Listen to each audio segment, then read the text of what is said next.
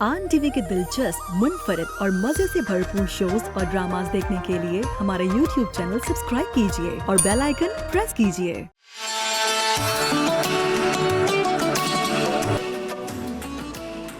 टूटे दिलों का आसरा तेरे सिवा कोई नहीं, तेरे हजूर आए हैं रहमत की भीख मांगने। अस्सलामुअलैकुम मेरे प्यारे नाजरीन, कैसे हैं आप सब? उम्मीद करती हूँ आप सब खैरियत से होंगे। और बस आज दिल है कुछ कहने का आप सबसे, ये कि हम जब भी कोई बात करते हैं, ये जो अल्फाज हैं ये बहुत अहमियत रखते हैं। ये किसी को बना भी देते हैं और किसी को तोड़ भी देते हैं।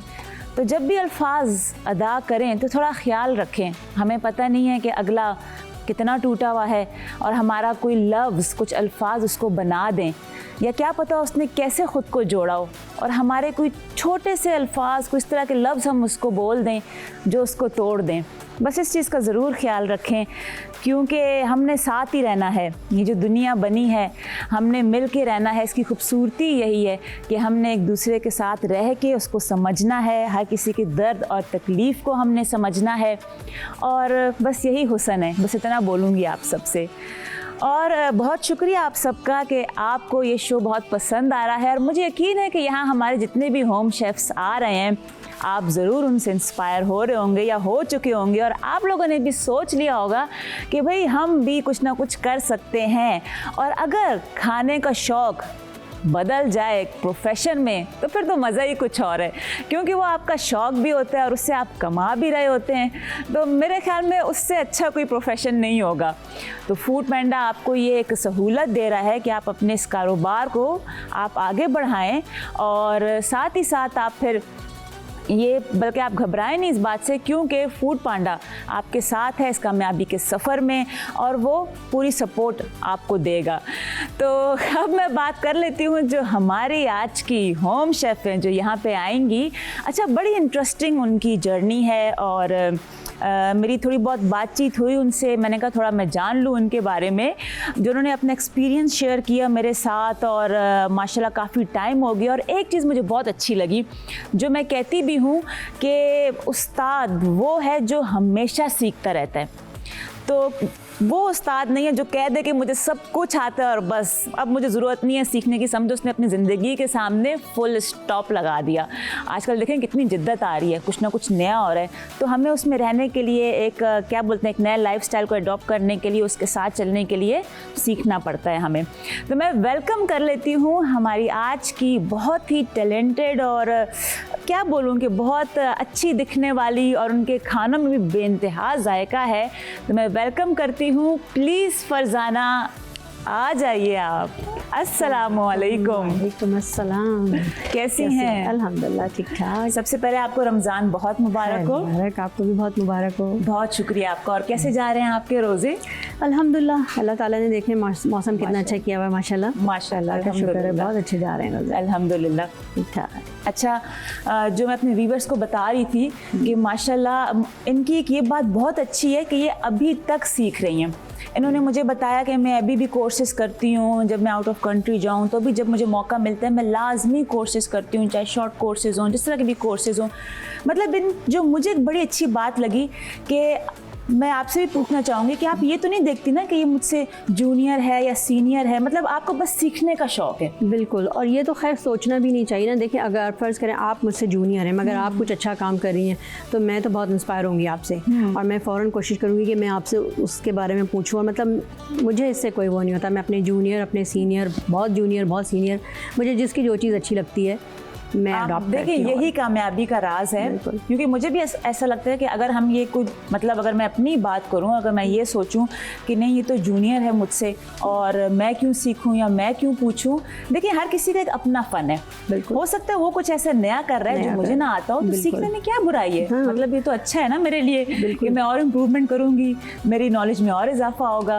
तो माशाल्लाह। अच्छा, थोड़ा आप ये इनका मैं बताती चलूँ, ये 8 साल से कुकिंग मतलब एज अ प्रोफेशनल कर रही हैं और और माशाल्लाह केटरिंग का भी करती हैं, और इनके खाने, इनके जो कस्टमर्स हैं ना, जो एक दफ़ा जुड़ गए इनके साथ, बस वो जुड़ गए, फिर वो छोड़ते नहीं हैं इनको, क्योंकि उनको बस कहते हैं ना कि एक जायका लग गया आपके हाथों का उन्हें। हाँ। और आपके पेज का नाम भी ज़रा बता दें, क्या नाम है? मेरे पेज का नाम है लुक एंड कुक। मैं होम शेफ़ हूँ और मतलब बेकर हूँ। ठीक है, लुक एंड कुक। देखिए बहुत आसान है, लुक एंड कुक, मतलब देखें और पकाएं। और अच्छा, नाम ये आया कैसे वैसे, लुक एंड कुक? बस वो एक दिन हम लोग ऐसे ही बैठे हुए थे, मेरा मतलब कोई ये ऐसा वो नहीं था कि मैं बिजनेस करूँगी या कुछ करूँगी, ये तो मैं अच्छा। शौकिया कर रही हूँ। अच्छा, ठीक है ना। तो बस वो एक दिन हम लोग ऐसे बैठे हुए थे, ये हुआ चलो यार अपना बिजनेस स्टार्ट करते हैं। सही। और कुछ नाम सोचते, तो जैसे घर में बच्चे और हम सब बैठे तफरी हो रही थी ना, ये नाम वो नाम, तो एकदम मेरे भतीजे ने कहा, मेरे जेठ के बेटे ने, लुक एंड कुक। तो मैंने लुक कहा, एंड कुक चलो, एकदम से। ठीक है। और कितना मैच करता है ना, कितना अच्छा जबरदस्त लुक एंड कुक। सही। बस फिर वो जो है हमने मेरा जो इंस्टा पे पेज है वो शुगर फैंसीज के नाम से वो मेरी बेटी ने रखा है। अच्छा, इंस्टा का अलग है, वो क्या नाम है उसका? वो शुगर फैंसीज। शुगर फैंसीज नाम है। हाँ। अच्छा, आप बेकिंग भी करती हैं? बेकिंग। तो क्या ये आपका जो डिफरेंट है, शुगर फैंसीज और लुक एंड कुक, मतलब अलग अलग कैटेगरीज हैं इनमें? नहीं, फेसबुक पे जो है वो लुक एंड कुक है, उसमें मतलब मेरे ना खानों वगैरह का भी है, और जो सेवरी का है आपका? सेवरी का है। और जो आप बेकिंग करती हैं, केक्स बेकिंग जो वगैरह करती हूँ वो शुगर फैंसीज, वो सिर्फ बेकिंग शुगर फैंसीज पे, मतलब सिर्फ हाँ बेकिंग केक्स वगैरह का है। yeah। अच्छा, वैसे आज भी मुझे लग रहा है कुछ मीठा बन रहा है, और अल्हम्दुलिल्लाह कुछ मीठा, मैं मीठे की बहुत शौकीन हूँ, मुझे मीठा बहुत पसंद है। और फरजाना जी, मुझे रोकना पड़ता है खुद को मीठा खाने से, क्योंकि मैं भी, मेरा भी जो इंटरेस्ट है ज़्यादातर वो बेकिंग साइड पर है। मैंने कोर्सेज भी ज़्यादातर चॉकलेट एंड पेटिसरी के किए ऑस्ट्रेलिया से, तो मुझे खुद मीठा बहुत पसंद है। यूजली अल्हम्दुलिल्लाह सेवरी का भी काम करती हूँ, लेकिन मीठा ना जब मैं देख लूँ तो बस फिर रुका नहीं जाता मेरा भी, मुझसे। हालांकि मुझे मीठा बहुत पसंद है, मैं मीठे पे कोशिश मेरी होती है कि मैं वेरिएशंस करती जाऊँ और अपने कोई नए फ्लेवर्स इसमें ऐड करती ये जाऊँ। मतलब मेरा अपना ही बनाया हुआ मिठाई। अच्छा, तो आप बताएं व्यूअर्स को क्या बना रही हैं आप? ये मैं बना रही हूँ, समझ लें आप चॉकलेट कॉकटेल समझ लें आप इसको। मैंने बताया ना मेरा अपना बनाया हुआ अच्छा, मीठा है, लेकिन ये एक तो रमज़ान है तो ज़रा मिठास होनी चाहिए, दिल चाहते हैं मीठे खाने का, खास अवतार में। बिल्कुल, और बहुत कोई झटपट है पकाने की, आपको इसमें कोई ज़रूरत नहीं है। अच्छा, बस फटाफट आपने चीज़ें असेंबल करनी और आपका तैयार हो जाएगा। अच्छा, लेकिन ये क्या है, ये ब्राउनी है? ये ब्राउनी है, ये मैंने डिश में ब्राउनी बस बिछाई हुई। ब्राउनी हो, लेफ्ट ओवर्स आपके केक्स बच जाते हैं अगर आप बेकिंग करते हैं तो वो रख लें, या कुछ भी ना, वैसे बेसिकली ब्राउनी आप कर सकते हैं। अच्छा, वो तो ब्राउनी घर में भी बना सकते हैं या बना सकते रेडीमेड हैं, ले लें? जी हाँ, ये मेरा अपना बना। कपकेक भी नॉर्मली जो मफिन होता है चॉकलेट, कुछ भी आप इसमें यूज नीचे कर सकते हैं, चॉकलेट कर सकते हैं, वनीला कर सकते हैं, आप कुछ भी कर सकते हैं। हाँ, इसमें रेड वेलवेट कर सकते हैं, लेकिन ये बच्चे क्योंकि चॉकलेट बहुत शौक से खाते हैं, तो बच्चों के लिए, क्या बड़े भी वैसे खाते हैं बहुत शौक से खाते हैं। सही। अच्छा, और ये क्या है यहाँ ये पे? चॉकलेट है, ये चॉकलेट सॉस है जो कि हम इसमें डालेंगे। अच्छा, बनाते हुए मैं आपको बताऊंगी ये। ठीक है, ठीक है। ये तो आप तो यहाँ बता भी दें कि क्या इसके इंग्रेडिएंट्स आपने ऐड किए हैं और क्या इसमें सिर्फ अभी जो है, शुरू करूँ इसको बनाना मैं? जी जी, आप करें साथ। इसमें अभी मैंने सिर्फ जो है ये ब्राउनीज़ को क्या है, मेरा अपना केक है जो मैंने इसमें तोड़ के डाला हुआ है। ठीक है। अब ये मेरे पास एक है फ्रूट, पूरा एक टिन है फ्रूट का, मिक्स फ्रूट टिन जो होता है वो पूरा है। तो हम इसका जो जूस है ना, इससे हम इसको सोक करेंगे। अच्छा, तो ये इसी के जूस से हम सोक कर लेंगे। और बिलफर्ज अगर आपके पास ना हो तो आप कोई से भी जूस से वो कर सकते हैं, शुगर सिरप बना लें, शुगर सिरप। लेकिन ना इसमें आप कोई फ्रेश फ्रूट्स ना डालिएगा सिवाय केले और अंगूर के, वरना वो पानी छोड़ेगा। अच्छा, फ्रेश, मेरा सवाल बल्कि यही था आपसे नेक्स्ट, क्या हम इसमें कोई दूसरे फ्रेश फ्रूट्स यूज कर सकते हैं? तो उन्होंने बता दिया नहीं, सिवाय केले और अंगूर के और नहीं कर सकते। ठीक है, क्योंकि फिर वो ना हम इसको जब चिल्ड करते हैं तो पानी छोड़ देते हैं फ्रूट्स। ठीक है। अच्छा, आप ये बताएं फरजाना जी, वैसे माशाल्लाह आपको तो 8 साल हो गए एज अ प्रोफेशनल वे में आप जो कर रही हैं, आप सेल करती हैं अपना फूड वगैरह, लेकिन क्या आप उससे पहले से ही कुकिंग करती थी? कुकिंग का तो देखें, मेरा ख्याल है एक जो खातून, लड़की, बच्ची जो भी होती है, आई थिंक कि कुकिंग मेरा ख्याल है एक ऐसा वो है कि जो हर एक का शौक़ होता है। तो मैं बचपन से जैसे अपनी अम्मी को, अपनी खालाओं को, अपनी बहन वगैरह को देखती थी, तो मतलब कुछ ना कुछ।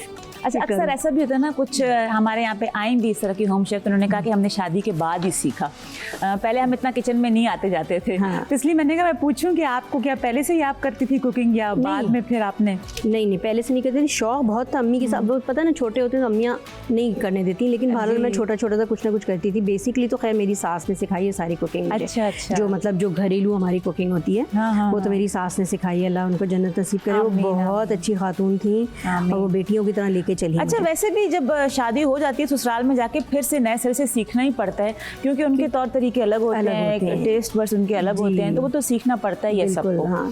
अच्छा, लेकिन तो मैंने खैर मतलब मुझे इतना कुछ नहीं आता था। फिर उसके बाद जैसे आपको मैंने बताया मैं कोर्सेज करती रही और उसमें मैं वही बात करूँगी, अपनी सास का बहुत हाथ था कि हाँ करो जो तुम्हारा विचार है, करो। करना है, मतलब सही आपको माशाल्लाह सपोर्ट थी। बहुत support और किया हस्बैंड वगैरह आपके क्या करते हैं, वो क्या शौकीन है, क्या शौक से खाते हैं आपके हाथ के? मेरे हस्बैंड तो मर्चेंट नेवी में होते थे। अच्छा, तो वही जैसे माशाल्लाह। आपसे मैं बता रही थी कि मेरी माशाल्लाह। जर्नी जो है वो शिप्स की बहुत रही है। थोड़ा बताएं ना, ये शिप्स में भी खाना पकाती रही हैं और इनका माशाल्लाह महीना गुजारा है इन्होंने, थोड़ा जरा बताएं, शेयर करें। महीने नहीं, बहुत महीने हमने गुजारे हैं। अच्छा, तो जैसे बहुत महीने। हाँ, जैसे हम लोग शिप एक जगह से दूसरी जगह जा रहा है, तो रमज़ान मेरे 2-3 रमज़ान गुजरे शिप पे। अच्छा, तो वहाँ पे मुझे क्योंकि मैं बोर होती थी, तो अब एक दफ़ा मैं किचन में घुस गई शेफ़ के साथ, उनके चीफ शेफ़ के साथ। बस फिर तो मुझे मज़े आ गए। एक दफ़ा जब बनाया तो जो जितने भी लोग थे उनको बड़ा मज़ा आ रहा, हमारे रमज़ान चल रहे थे। तो जब मैंने थोड़ी सी सहरी अपने लिए बनाई तो वो लोग कहने लगे जी ये क्या, ये तो कोई बात नहीं, हमें भी खिलाएं आप। अच्छा, जब उन लोगों के लिए मैंने बनाया तो उनके तो मज़े आ गए। तो मतलब अफ्तारी बनाई पूरी आपने? सहरी अफ्तारी पूरी, सहरी अफ्तारी दोनों बनाई आपने। 32 और लोग कितने थे, लोगों की बनाई आपने? 32 लोग होते थे जहाज पे, 32 लोग। 32। अच्छा, तो उसकी मैंने जब सहरी बनाई तो उसको बड़ा मज़ा आ गया सबको। फिर कहने लगे अब आपका क्या होगा इसके बाद, क्योंकि वो मुसलमान नहीं थे। अच्छा, मुस्लिम नहीं थे और वो हम मतलब सहर अफ्तार करते थे हम 4 मुस्लिम्स थे, तो जाहिर मैं अपने चारों के लिए बनाती थी। अच्छा, तो फिर वो कहते थे अब क्या होगा वो भी हमें आप बताइएगा। तो फिर मैं बताती थी जब हमारी इफ्तारी होगी। हाँ, इफ्तारी में आप लोग क्या करेंगे, फिर मतलब अब आप अपने मुल्क से या अपनी जगह से दूर हो और ऐसे ओकेजन में आपको बहुत याद आती है। ऐसा तो है। तो मैं ना कोशिश ये करती थी कि पूरा वही दस्तरखान सजाऊं जो हमारे घरों में जैसे हमारा एक होता है हर चीज, जैसे फ्रूट चाट, दही भल्ले, पकौड़े और जो भी होता है हमारे दस्तरखान तो पे। बस वो फिर मैंने सजाया तो कप्तान को भी बड़े मजे आ गए, जो कैप्टन था जहाज का। उसने कहा किस किस चीज़ की ज़रूरत है मुझे बताओ आप। उन्होंने हर चीज़ मुझे प्रोवाइड की माशाल्लाह, जबरदस्त। फिर मैंने पूरा रमज़ान उन लोगों को, अच्छा पूरा रमज़ान आपने सहरी भी करवाई, अफ्तारी भी करवाई, और जो नॉन मुस्लिम्स थे वो भी साथ में करते थे? बिल्कुल, सहर अफ्तार करते थे और वो इतना खुश होते थे। फिर उन सब ने हमारे साथ ईद मनाई। ईद का भी फिर पूरा कप्तान साहब ने मुझसे पूछ के कि भाई क्या क्या चाहिए। एक पोर्ट आई, हमने वहाँ से पूरी ग्रॉसरी की माशाल्लाह। फिर हमने ईद की पूरी मतलब सारा कुछ पानी में ही, समंदर में ही हो रहा है। बस वो घर वाला माहौल, इंग्रेडिएंट्स चाहिए वो आपको वहीं पे मिल रही हैं सारी। हाँ, बेहतरीन। तो बड़ा मतलब यादगार वो मेरे दिन हुआ करते थे। 2 रमज़ान मैंने इस तरह 2 या 3 गुजारे थे। अच्छा, इसी तरह ईद बकरीद हमने वहाँ गुजारी। तो मतलब बहुत अच्छा। ऐसे तो फिशिंग वगैरह भी हो रही है और वो उसी टाइम बना रहे हैं, कर रहे हैं, वहीं पे वो पकड़ रहे होते थे और उसके बाद वो फटाफट ऐसे लाके देते थे, भाभी आ जाओ हम फिश ले आए। वो जल्दी से वहीं उन्होंने मुझे काट पीट के दी। और फिर उसमें होता था कि अगर हम सी में हैं और हमारे पास घर वाले जो मसाले होते हैं वो नहीं है, सही, तो जो होते थे उसी को आड़ा टेढ़ा करके इधर उधर करके बस अपने हाथों का जायका डाल के उनको खिला दिया और वाह वाह करते रह गए। बहुत मतलब माशाल्लाह। फिर एक दफ़ा जब ऐसा हुआ तो फिर वो तो हर थोड़े दिन में होने लगा। अच्छा, कि भाई आप, बल्कि एक दिन एक साहब ने क्या किया, ईगल पकड़ लिया, वो सीगल जो होती है ना वो पकड़ लिया। अच्छा, वो पकड़े काट के लिया और कहने लगे भाभी इसको पकाएं। मैं कहा मैं इसको नहीं पका सकती, इसको आप ही पकाएं। और बोले बस कर दे, अब इतना भी नहीं कि जो चीज़ है बस आप लेकर आ रहे। अच्छा, माशाल्लाह जो है बड़े अच्छे एक्सपीरियंसेस थे हम लोग। वाह भाई, बेहतरीन। अच्छा, मुझे ये बताएं, जिस तरह नॉर्मली जो हमारे किचन होते हैं या कमर्शियल किचन्स होते हैं हमारे यहाँ पे, तो शिप में किस तरह के ऐसे ही किचन्स होते हैं? शिप में भी ऐसे होते हैं प्रोफेशनल, मतलब बड़े बड़े उनके भी ना सारे वो लगे हुए होते हैं, क्या नाम है, हमारे स्टोव्स बड़े बड़े लगे हुए होते हैं। और बेकिंग के लिए मतलब सारा पूरा मतलब यानी बड़ा अच्छा खासा बड़ा उनका होता है और हर चीज़ होती है वहाँ पे ना, मतलब बेकिंग वगैरह करनी, प्रॉपर ओवन वगैरह हर चीज़ वहाँ पे होती है। क्योंकि ना बाज़ दफ़ा ऐसा होता है कि आप 2-2 महीने सेल कर रहे होते हैं जी, और मतलब पोर्ट नहीं लग रही होती, तो वो उनके पास अंदर हर चीज़ बनाने की भी चीज़ होती है। जैसे अगर पास्ता बनाना है तो वो बना लेते हैं शेफ्स, उनके खुद ही मतलब पास्ता बना लेते हैं। हाँ, मतलब पूरा स्क्रैच से पास्ता से। जी जी। तो इस तरह वो हर चीज़, दही नहीं है अगर फ़र्ज़ करें फ्रोज़न उनके पास ख़त्म हो गया तो वो दही भी जमा लेंगे। मतलब इस तरह हर चीज़, मतलब समझो कि वो आप पानी पर हैं और समझो कि एक तरह से घर जैसे या पूरी दुनिया ही समझ लेंगे कि वहाँ पे आबाद है अपना सब कुछ। अच्छा हाँ, थोड़ा सा बता दें आपने क्या किया? अब इसमें मैंने वो टिन फ्रूट डाल दिया था, उसके बाद मैंने इसमें सिर्फ केले डाले। अच्छा ठीक है, सही है। अब ये मैंने चॉकलेट यहाँ पे थोड़ी सी मेल्ट की। ठीक है, चॉकलेट बहुत अच्छी क्वालिटी की लीजिएगा प्लीज़, वरना फिर आपका ये सारा जायका खराब हो जाएगा। चॉकलेट अच्छी क्वालिटी की लीजिएगा, हाँ। क्योंकि अगर आप क्वालिटी भी कॉम्प्रोमाइज़ करेंगे उसका जो एक इसका उसका जो एक टेस्ट है, फ्लेवर जो है, फ्लेवर है ना, वो बिल्कुल खराब हो जाता है, आपकी मेहनत भी जाया हो गया, आप लोग को समझ भी नहीं आता कि हुआ क्या है, हमने गलती क्या की है। बिल्कुल तो गलती आपकी नहीं होती, वो जो इंग्रेडिएंट आपने लिया होता है वो नहीं सही होता। चॉकलेट से पहले मैं क्रीम डाल देती हूँ। अच्छा, आप पहले क्रीम डाल रही हैं, ठीक है, यानी नॉर्मल, मतलब जो क्रीम, नॉर्मल क्रीम है, हाँ, डेयरी ले लें आप, पैकेट वाली ले लें, जो आपको अच्छी लगे वो ले लें। चलें फरजाना जी, आप ये करें और मैं ले रही हूँ एक ब्रेक, मैं वापस लेकर आऊँगी और फिर आपसे करूँगी गपशप में।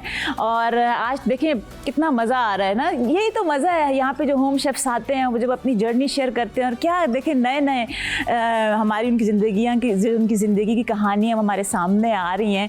तो खैर अभी हम ले रहे हैं एक ब्रेक और मिलते हैं एक ब्रेक के बाद। देखते रहें आन रमज़ान।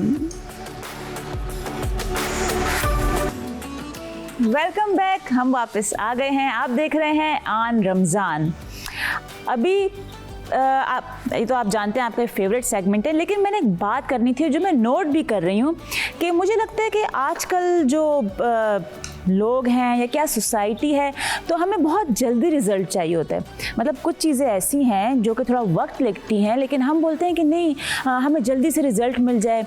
क्या वजह है? या सब्र की कमी हो गई है हमारे अंदर? क्यों इस तरह के, अगर फ़र्ज़ करें मैं बात करती हूँ सेहत को लेके, डाइट को लेके, बहुत से लोग हैं जो चाहते हैं कि नहीं भाई हम जल्दी से अपना वेट लूज़ करें, और जो भी आप मतलब कह लें एक्सरसाइजेस वगैरह, इतनी टफ एक्सरसाइजेस करते हैं वो, और जो ख़ासकर उनकी डाइट होती है, और वो जो आजकल आप जानते हैं कि उसको क्रैश डाइट बोलते हैं, उसमें मेरा जो एक पर्सनली मैं ख़ुद को अगर देखूं तो मुझे इस तरह की डाइट्स समझ नहीं आती, क्योंकि वजह यह है कि मैं उस चीज़ पे बिलीव करती हूँ कि देखिए हम जो ज़िंदगी गुजार रहे हैं और हम उस डाइट को फॉलो कर सकते हैं जो कि हम इजीली एक रोज़मर्रा की रूटीन में हम खा सकते हैं। अब आप फ़र्ज़ करें मैं इतनी सख्त कोई डाइट कर रही हूँ तो क्या मैं उसको एक लाइफस्टाइल बना सकती हूँ अपना? ये मैं सोचती हूँ अपने लिए, तो मुझे लगता है कि नहीं, मैं ये नहीं कर सकती। तो आज ये एक बड़ा एक टॉपिक है, क्योंकि मैं इसलिए इस टॉपिक को सामने लाई हूँ कि मैंने कुछ डॉक्टर वजाहत से इस पर बातें करनी है, और कुछ अपना एक्सपीरियंस मेरी दोस्तों का है जो मैं शेयर करना चाहूँगी और पूछना चाहूँगी इस बारे में। तो मैं चाहती हूँ कि डॉक्टर वजाहत आप प्लीज़ आ जाएं और हमें ज्वाइन करें। अस्सलाम वालेकुम। वालेकुम अस्सलाम। जी जनाब, क्या हालात हैं, कैसी हैं आप? अल्हम्दुलिल्लाह बिल्कुल ठीक ठाक, आप खैरियत से हैं? बिल्कुल ठीक। और आज मैं बोलूँगा कि आप बहुत अच्छी लग रही हैं। अच्छा। और ये कलर बहुत अच्छा लग रहा है माशाल्लाह से आप। थैंक यू सो मच, बहुत शुक्रिया आपका, बहुत शुक्रिया जनाब। अच्छा वजाहत, मैं यही जब भी व्यूवर्स को बता रही थी कि आजकल लोगों को बहुत जल्दी रिजल्ट चाहिए होता है, और उसमें आजकल एक डाइट का कॉन्सेप्ट बहुत ज़्यादा हो गया है, हमारे यहाँ भी मुल्क में हमारे देखने को आ रहा है, और वो है क्रैश डाइट जो है। अब उसमें जो मेरा एक एक्सपीरियंस रहा, क्योंकि मेरी एक फ्रेंड थी उसने ये डाइट की, तो उसके बाद हम एक बाज़ार में हम लोग जा रहे थे, उसने शॉपिंग वगैरह करनी थी, और वो तकरीबन 2 हफ्ते से डाइट फॉलो कर रही थी। उसने कहा, मुझे भी कहा तुम भी कर लो ये, मैंने कहा नहीं यार मुझसे नहीं होता, मैं थोड़ा ज़रा नेचर के करीब रहने वाली बंदी हूँ, थोड़ा जो एक मेरी बॉडी को मैं बड़े तरीके से चलती हूँ, इस तरह की डाइट्स मैं नहीं कर सकती। बहुत सख्त थी, मैं हैरान थी कैसे कर रही है। हम गए शॉपिंग करने, और पता नहीं क्या हुआ, करते करते ना वो एकदम से गिर गई, मुझे समझ नहीं आया, रंग पीला हो गया उसका बिल्कुल, और इतनी मुझे मुश्किल हुई। मतलब वो शुक्र है कि साथ में कुछ थे लोग आए, उन्होंने हेल्प की, उसको उठाया, पानी वगैरह मुँह में डाला, चीनी नमक क्या जूस पिलाया उसको, फिर थोड़ी देर बाद उसको होश आया। मैंने कहा हुआ क्या था तुम्हें? और वो इतनी सख्त कोई डाइट कि उसने जैसा मुझे जूस टेस्ट करवा दिया था, और 2 घंटे तक वजह मेरी तबीयत ख़राब रही थी। और मैं हैरान हूँ कि वो किस तरीके से कर रही। तो ये आप बताएं कि ये है क्या चीज़, और ये लोग क्यों कर रहे हैं, और इसके क्या असरात हैं? मतलब मुझे तो बहुत अफसोस हुआ जब मैंने अपनी दोस्त की ये हालत देखी। सही बात है। देखिए हमारा, अगर आप एक डॉक्टर से पूछेंगे ना कि ये जो क्रैश डाइट है, ये मेरी नज़र में, मे भी हर आदमी का अपना परसेप्शन होता है, लेकिन मेरी नज़र में ये क्रैश लैंडिंग से कम नहीं है। ठीक है, जिस तरह आप अचानक जहाज़ को किसी तरह लैंड करते हैं ज़रूरत के तहत, इसी तरह जो क्रैश डाइट है ये बहुत अगेंस्ट द नेचर है। ठीक है ना। सबसे पहला मसला ये है, क्योंकि मैं एक डॉक्टर की हैसियत से बात करूंगा, कुछ इंस्ट्रक्शंस हैं, कुछ डाइटिशियंस हैं, उनके अपने अपने थॉट्स हैं। ठीक है, लेकिन मेरी नज़र में आप एक ऐसी चीज़ जो 6 महीने में कम होने वाली है, ठीक, उसको आप कोशिश करते हैं कि 1 महीने में कम करें। मतलब 6 महीने वाली बिल्कुल 1 महीने में कम करें। एक वेट है आपने जो चढ़ाया अपने ऊपर 2 साल में, सही है। ठीक है ना, जैसे कि आपका 55 kg होना चाहिए और आपका 75 kg है, ठीक तो है। वो जो एक्स्ट्रा 20 kg है वो चढ़ाया आपने 2-2.5 साल में हल्के हल्के अपनी लाइफ स्टाइल की खराबी से। अब आपको अचानक दौरा पड़ा कि इसको आप कम करें 2 महीने में, कहाँ 2 साल और कहाँ 2 तो महीने। पहली बात ही लॉजिकल नहीं है कि एक चीज़ 2 साल की है आप उसको 2 महीने में कम करें।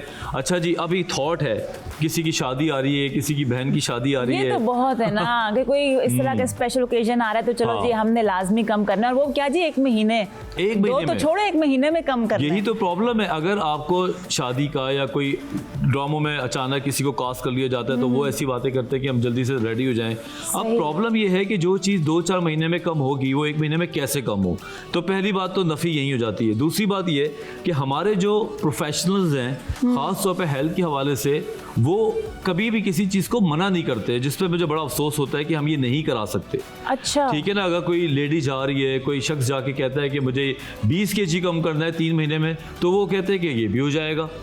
तो उसकी क्या वजह है? वजह ठीक, वो इसलिए कि एक तो जाहिर सी बात अपने क्लाइंट नहीं छोड़ना चाहते हो कमर्शियल अच्छा। पॉइंट ऑफ व्यू से। दूसरी बात ये कि वो अंदाज़ा नहीं करते कि जो चीज़ें उनके ऊपर करेंगे, जो क्रैश कोर्सेज उनके ऊपर करेंगे, उससे जिस्म में और उनकी नफ्सियात पे कितने बुरे नुकसान होंगे। मतलब नफ्सियात पे भी असर पड़ेगा? सिर्फ बेशक जिस्म पे नफ्सियात पे नहीं? भी पड़ता है, क्योंकि मेरे पास कई ऐसी फीमेल पेशेंट्स आ रही होती हैं जो कि डिप्रेशन में होती हैं, प्रॉपर एंजाइटी में होती हैं, उसके अलावा उनकी हार्ट बीट इर्रेगुलर होती है। अभी 2 दिन पहले मेरे पास एक क्लाइंट आई थी जिसकी वजह से मैंने सोचा था मैं बात करूंगा, मैं आपको सही बात बताऊं। सही। तो वो जब मेरे पास आई, यंग लड़की थी 24-25 की, और अच्छा। उसने ये तहिया किया हुआ था कि मैंने इतना वेट इतने कम करना है। तो किसी अच्छा। ने उनको क्रैश डाइट पे लगा दिया। चौथे दिन जनाब उनकी हार्ट बीट बढ़ने लगी। अब हार्ट बीट बढ़ती है, वो कह रही है कि डॉक्टर वजाहत मैं बैठी हुई भी हूँ ना, सही। तो बैठे बैठे भी मुझे पैल्पिटेशन हो रही है, मुझे अच्छा। बैठे बैठे भी ऐसा लग रहा है जैसे मैं चल रही हूँ। ओह अच्छा। अब लोग क्या समझते हो ये तो हार्ट का प्रॉब्लम आ गया, लोग इस तरफ निकल जाते हैं। तो मैंने उनको पूछा 3-4 जब हिस्ट्री ली, नंबर 1 शुगर इनटेक 0 की हुई है। ठीक अच्छा भाई, सही। डायबिटीज तो नहीं है, तो मैं तो 0 शुगर इनटेक करने से अपना बेड़ा गर्क करने वाली बात है। दूसरा, आपने खाना पीना खत्म किया हुआ है।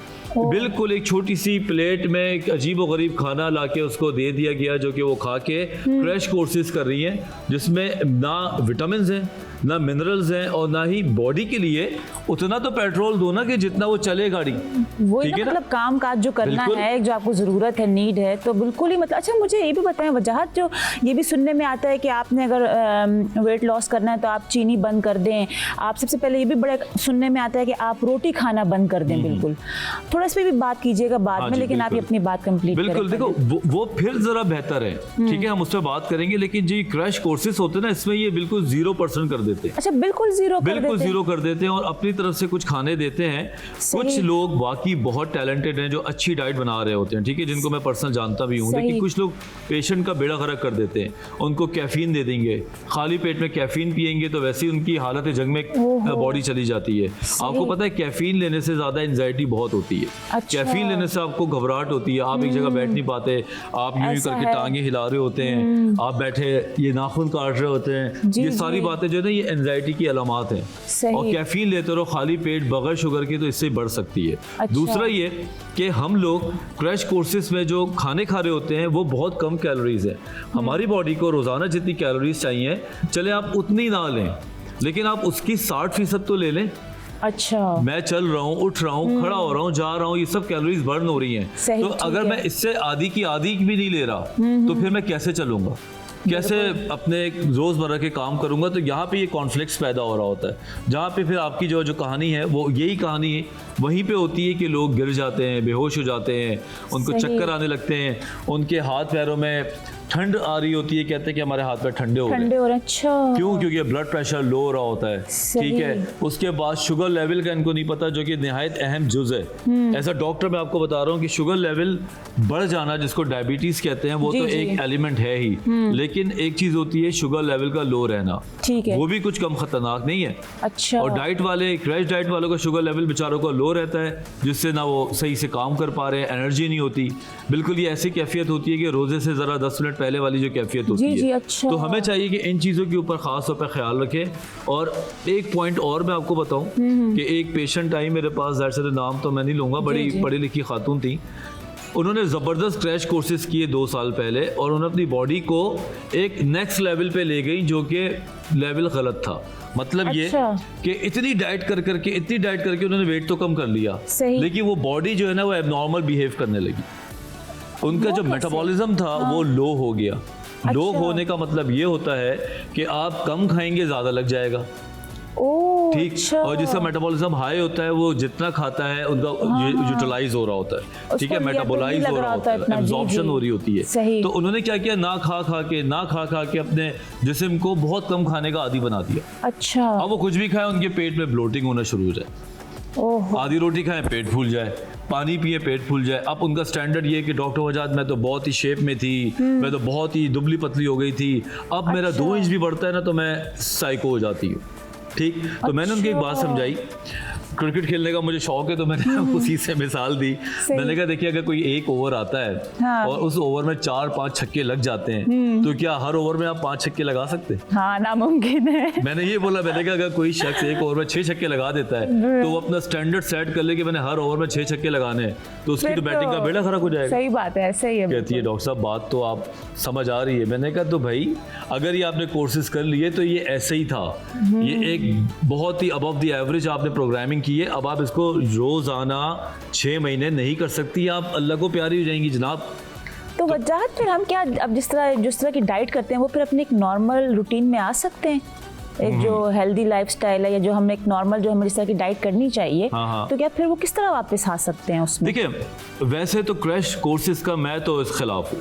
अपने आप को जिस्म को मारना, अपनी नफ्सियात पे काबू रखना, बिल्कुल ही भूखा रहना, ये चीज़ें मैं इसके खिलाफ हूँ। ठीक है, अगर कभी कोई अचानक दावत आ गई या कोई फैमिली में आ गया और आपको पास टाइम नहीं है तो आप कोई क्रैश कोर्स करें, लेकिन उसके लिए आपको इस बात का यकीन होना चाहिए कि मुस्तनद डाइटिशियन हो।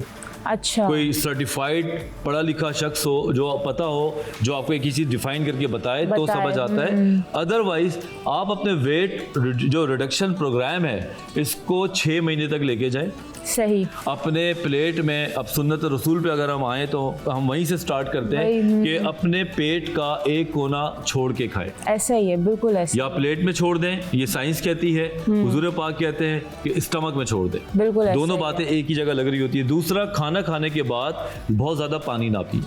हाँ, अक्सर मतलब खाना खाने के आखिर में ना तो बिल्कुल खाना खाते जब पानी पीते ना तो रोटी चावल पानी में जाके फूल जाते हैं। जी जी। वो स्टमक को फुला देते हैं। खाना खाने से पहले पानी पिए ताकि आपका स्टमक की जो भूख है वो पानी थोड़ी ऑलरेडी मार दे। ठीक है, जब हम बिल्कुल ही खाली पेट जाते हैं तो हमारा बस नहीं चलता कि हमारी फिर तो बस हाथ रुकता नहीं है, वो वाला हिसाब होता है। अब स्टमक का जो एक भूख का सिग्नल है ना ब्रेन में जा रहा होता है, तो आप पानी पी के उसको थोड़ा सा ऑलरेडी खत्म करें। एक और बात कि वॉक करें, एक्सरसाइज करें। मैं हमेशा आपको पता लोग भी बोलेंगे डॉक्टर साहब रिपीट करते रहते हैं, तो भाई रिपीट करने से भी कोई फर्क नहीं पड़ता, यहाँ तो रिपीट करने से भी फर्क नहीं पड़ता लोगों को। तो मैं ये कहता हूँ कि वॉक करें, कम खाएं और जो भी अल्लाह ताला ने आपको दिया है वो सब खाएं। पराठों में थोड़ी कंजूसी करें, चावलों में थोड़ी कंजूसी करें और क्रैश डाइट से दूर रहें। और अगर आपको दौरा पड़ गया है कि मैंने दुबला होना है, मैंने ये करना है वो करना है, तो 30% 40% आप डाइट पे जाएं और 60% लाइफ स्टाइल मॉडिफिकेशन पे जाएं। अच्छा। अगर आप ये करेंगी फिर देखिए आप बड़े से बड़ा खाना आपके सामने रखा हो, आपको कोई फर्क नहीं पड़ता। 2-3 चीजें मैं और बताऊं आपको। हर लड़की या लड़का चाहता है कि मैं गुड लुकिंग हूँ, इसीलिए वेट कम कर रहा होता है ना कि मेरे लुक्स अच्छे हों। तो मैं आपको एक और बात जाते जाते बता दूं डराने वाली कि जो लोग डाइट करते हैं, जो क्रैश कोर्स करते हैं, उनके बाल झड़ जाते हैं। ओए होए। हाँ मतलब जी, बाल तो हल्के हो जाते हैं, बाल हल्के हो जाते हैं, पतले हो जाते हैं। अच्छा। चेहरे के ऊपर जल्दी झुर्रियाँ पड़ जाती हैं, जो स्किन की ब्यूटी है, जो गुड फैट्स हैं वो निकल जाते हैं। ठीक। अच्छा। तीसरी बात ये कि उनके हाथ पैर देखें तो उनके हाथ पैरों में एक बुढ़ापा नजर आने लगता है, जो स्किन की ब्यूटी है वो खत्म हो जाती है। अच्छा। पानी कम पीने की वजह से भी ये बेड़ा खराब हो रहा होता है। तो ये चीजें आप चाहेंगे कि दुबला पतला होने के बाद आपके मतलब बाल ऐसे दुबला पतला होने का क्या फायदा? मतलब आप हो लेकिन तरीके से हो ना। ये भी क्या कि आपके बाल झड़ गए, आपका मतलब स्किन कम्प्लेक्शन खराब हो गया, आप वही वाली बात के जिस तरह आपने सारे सिम्टम्स बताए हैं, तो मेरा तो नहीं ख्याल कि आपकी बात सुनने के बाद कोई करेगा, या अगर करेगा भी तो बहुत तरीके से करेगा, समझ के करेगा कि उसकी सेहत भी अच्छी रहे। और देखें व्यूअर्स, आपको ये प्रोग्राम करने का मकसद यही है, और डॉक्टर वजाहत जो आपको इतनी बातें यहाँ पे बता रहे होते हैं, अपना कीमती वक्त वो आपको दे रहे हैं यहाँ पे आके, उसका मकसद यही है कि आपकी जो एक लाइफस्टाइल है ना जो आपका, वो बेहतरीन हो, अच्छा हो। और सबसे अच्छी बात वजह आपकी ये कि अक्सर मैं देखती हूँ जो बाकी ठीक है डॉक्टर्स और टॉपिक्स पे बात कर रहे होते हैं जो नॉर्मली हमारे ये मसला हो गया, ये हो गया, या वो हड्डी टूट गई, फलाना ढिमका, ये वो व्हाटएवर आप समझ गए होंगे। लेकिन जो आपके टॉपिक्स हैं ना, जो आप टॉपिक्स लेकर आते हैं, जिन पे आप बात करते हैं, मुझे लगता है आजकल इसी की ज़्यादा ज़रूरत है। और ये हमारे नफ्सियात से भी ताल्लुक़ रखती है हर चीज़, अगर हम देखें तो। अगर हमारा हम मतलब माइंडसेट हेल्दी है हमारा, हम अच्छा सोचते हैं तो उससे हमारी सेहत भी अच्छी रहेगी। मेरा जो दिमाग है ना, मैं चाहता यही हूँ कि बीमारियाँ बाद में आती हैं। मैं जो बातें कर रहा होता ना, ये बीमारियों की वैक्सीनेशंस हैं, कि अगर आप इन चीज़ों पे अमल करें ना तो बीमारियां आपसे दूर हो जाएंगी। बस यही बात है। और बहुत क्या बोलूं, थैंक यू सो मच जो आप शेयर करते हैं अपनी हेल्थ टिप्स, और आज के टॉपिक पे बहुत ज़बरदस्त था। Thank you so much. क्योंकि मेरा भी एक सवाल था मेरे साथ, जैसा ये हो चुका है, मैंने देखा है, तो अब क्लियर हो गया मुझे कि क्या वजह थी जो मेरी दोस्त के साथ हुआ। और अब मैं बढ़ती हूँ किचन की तरफ और देखती हूँ कि ज़बरदस्त, वाह वाह वाह, मैंने तो कुछ और पूछा ही नहीं, बस वाह वाह वाह करना शुरू कर दिया कि बहुत ज़बरदस्त लग रहा है। अच्छा माशाल्लाह, आपने दोनों तरह से इसकी प्रेजेंटेशन की है। किसी अगर इंडिविजुअल देना है, इंडिविजुअल देना, या जो ज़रा अगर पार्टीज वगैरह है, डिश में सर्व करना हो, बेहतरीन, ज़बरदस्त। अच्छा, ये आपने इसके ऊपर, अच्छा सॉस का ज़रा बता दें, उसमें क्या क्या इंग्रेडिएंट्स आपने ऐड की थी जो सॉस बनाई है? चॉकलेट, सिर्फ चॉकलेट थी। हमने चॉकलेट को काट के और उसको डबल बॉयलर पे रखा, ठीक है, और थोड़ी सी उसमें क्रीम डाल दी, थोड़ी सी क्रीम ऐड की, थोड़ी सी क्रीम, ताकि वो थोड़ी सी उसकी कंसिस्टेंसी जो है वो अच्छी हो जाए ना। अच्छा, उसके ऊपर वो चॉकलेट सॉस डाला मैंने, ठीक है। उसके बाद मैंने क्रीम डाली, इसके ऊपर व्हिपिंग क्रीम, ठीक है, वो डाली मैंने इसके ऊपर, और फिर मैंने थोड़ी सी चॉकलेट से इसको दोबारा से ब्रिजल चॉकलेट इसके ऊपर करके, और ऐसे और कितनी आसानी से बन गई, झटपट बन गई। झटपट बनता है। मतलब ब्राउनी आप बेशक एक दिन पहले बना के रख लें, या अगर आपके पास आप बेशक खरीद लें। हाँ, अगर मेहमान आ गए जल्दी, अगर आपको बनाना, सबसे बड़ी अच्छी बात यह है कि झटपट बनने वाली, मतलब झटपट वाला मीठा सिखा दिया आपने। बिल्कुल, हाँ, और बहुत मज़े का होता है इसको। आप मतलब जो भी कोई ट्राई ज़रूर इसको करके देखिएगा, बहुत टेस्टी होता है। इसको तो ज़रूर ट्राई करेंगे हम, तो अब वही बात है, अफ्तार में ही करेंगे इसको ट्राई। और मुझे यकीन है कि व्यूअर्स भी ज़रूर ट्राई करेंगे, क्योंकि आजकल खासकर बच्चियाँ इस तरह ना रेसिपीज़ बहुत शौक से ट्राई करती हैं, हाँ। और वो बना भी लेती हैं, किचन में जाके एक हेल्प भी करती हैं मम्मा की। हाँ। तो ये बहुत बेहतरीन रेसिपी। और दावतों में ज़रा सा भी होता है ना, हम थोड़ा ट्रेडिशनल मीठे से हटके भी बच्चियाँ जो हैं वो चाहती हैं नई ऐसे ही है, नई ज़रा हम रेसिपीज ट्राई करें, कुछ अलग तरह के मीठे हो हमारे ना। तो इसमें आप वेरिएशन चॉकलेट के अलावा भी कर सकते हैं। अगर चॉकलेट ना डालें, आप कुछ और डालें, इसमें आप जो है वो भी डाल सकते हैं क्रीम चीज़। मतलब ये क्रीम की जगह हम क्रीम चीज़ यूज़ करें? चॉकलेट अगर जैसे बहुत से लोगों को तो नहीं, हम चॉकलेट नहीं खा रहे। अच्छा, आप नीचे जैसे वनीला का स्पंज डाल दें, कुछ भी करके ना, ठीक है, उसको सोक करें, इसी तरह सारे फ्रूट डालें, और क्रीम में आप क्रीम चीज़ मिक्स करके उसको डाल दें। फिर उसके ऊपर आप जो है सिरप, स्ट्रॉबेरी सिरप डाल दें, वो वनीला फ्लेवर में बन जाएगा ना। वो कुछ भी, चॉकलेट नहीं खाना। बेहतरीन, पाइनएप्पल का बनाना चाहें तो पाइनएप्पल की तरफ चले जाएं, मैंगो का बनाना चाहें मैंगो का, फिर आगे सीजन अब आ जाएगा थोड़े टाइम बाद, तो आप मैंगो में भी बना सकते हैं। बहुत शुक्रिया आपका, आपने बहुत बेहतरीन रेसिपी शेयर की, और जो आपने एक जर्नी हमारे साथ शेयर की, जिस तरह आपने बताया, बहुत अच्छा लगा सुन के। और एक दफ़ा फिर आप बता दें अपने पेज का नाम, फेसबुक और इंस्टाग्राम का। मेरे पेज का नाम चल जाए, मेरे पेज का नाम है लुक एंड कुक, और फेसबुक पे और इंस्टा पे जो है वो शुगर फैंसीज के नाम से। शुगर फैंसीज के नाम से। उसके अलावा मैं जो हूँ एक आपको पता है एंटरप्रेन्योर हूँ, तो हमारे ग्रुप्स भी हैं। अच्छा, वी ऑर्गेनाइज हमारा एक ग्रुप है। अच्छा, वी ऑर्गेनाइज, जी, ठीक है, हमारा तो उसके थ्रू भी आप लेती हैं ऑर्डर्स वगैरह? उसके थ्रू भी मैं ऑर्डर्स लेती हूँ। ठीक है, चलें, इंशाल्लाह मुझे लगता है कि हमारे बहुत सारे व्यूवर्स देखते हैं, तो ज़रूर वो आपको ऑर्डर देंगे, और हम सबकी दुआएं बहुत हैं आपके साथ। और बस आप ऐसे ही खुश रहें, हंसती रहें, मुस्कुराती रहें, सीखती रहें, और बहुत अच्छा लगा आपसे मिलके। बहुत शुक्रिया आप लोगों का भी कि आप लोगों ने हमें चांस दिया आने का यहाँ, और आप लोगों का भी शुक्रिया कि आप लोग आए, क्योंकि आप आते हैं तो हमें अच्छा लगता है आपसे मिलकर। सही बात है। और जैसा कि आप लोग देख सकते हैं व्यूवर्स के, बस टाइम कैसे गुजर जाता है, दिल तो नहीं भरता, यही लगता है कि अच्छा अभी शुरू हुआ है, और ऐसे तेज़ी से गुजरता जा रहा है टाइम। वो हमारी होम शेफ़ आई, इतनी अच्छी रेसिपी भी उन्होंने शेयर कर दी, लेकिन बस अब क्या करें, अब टाइम है एक ब्रेक का। ब्रेक पे जा रहे हैं, हमारे साथ रहें, हमारा साथ देते रहें, और देखते रहें आन रमज़ान।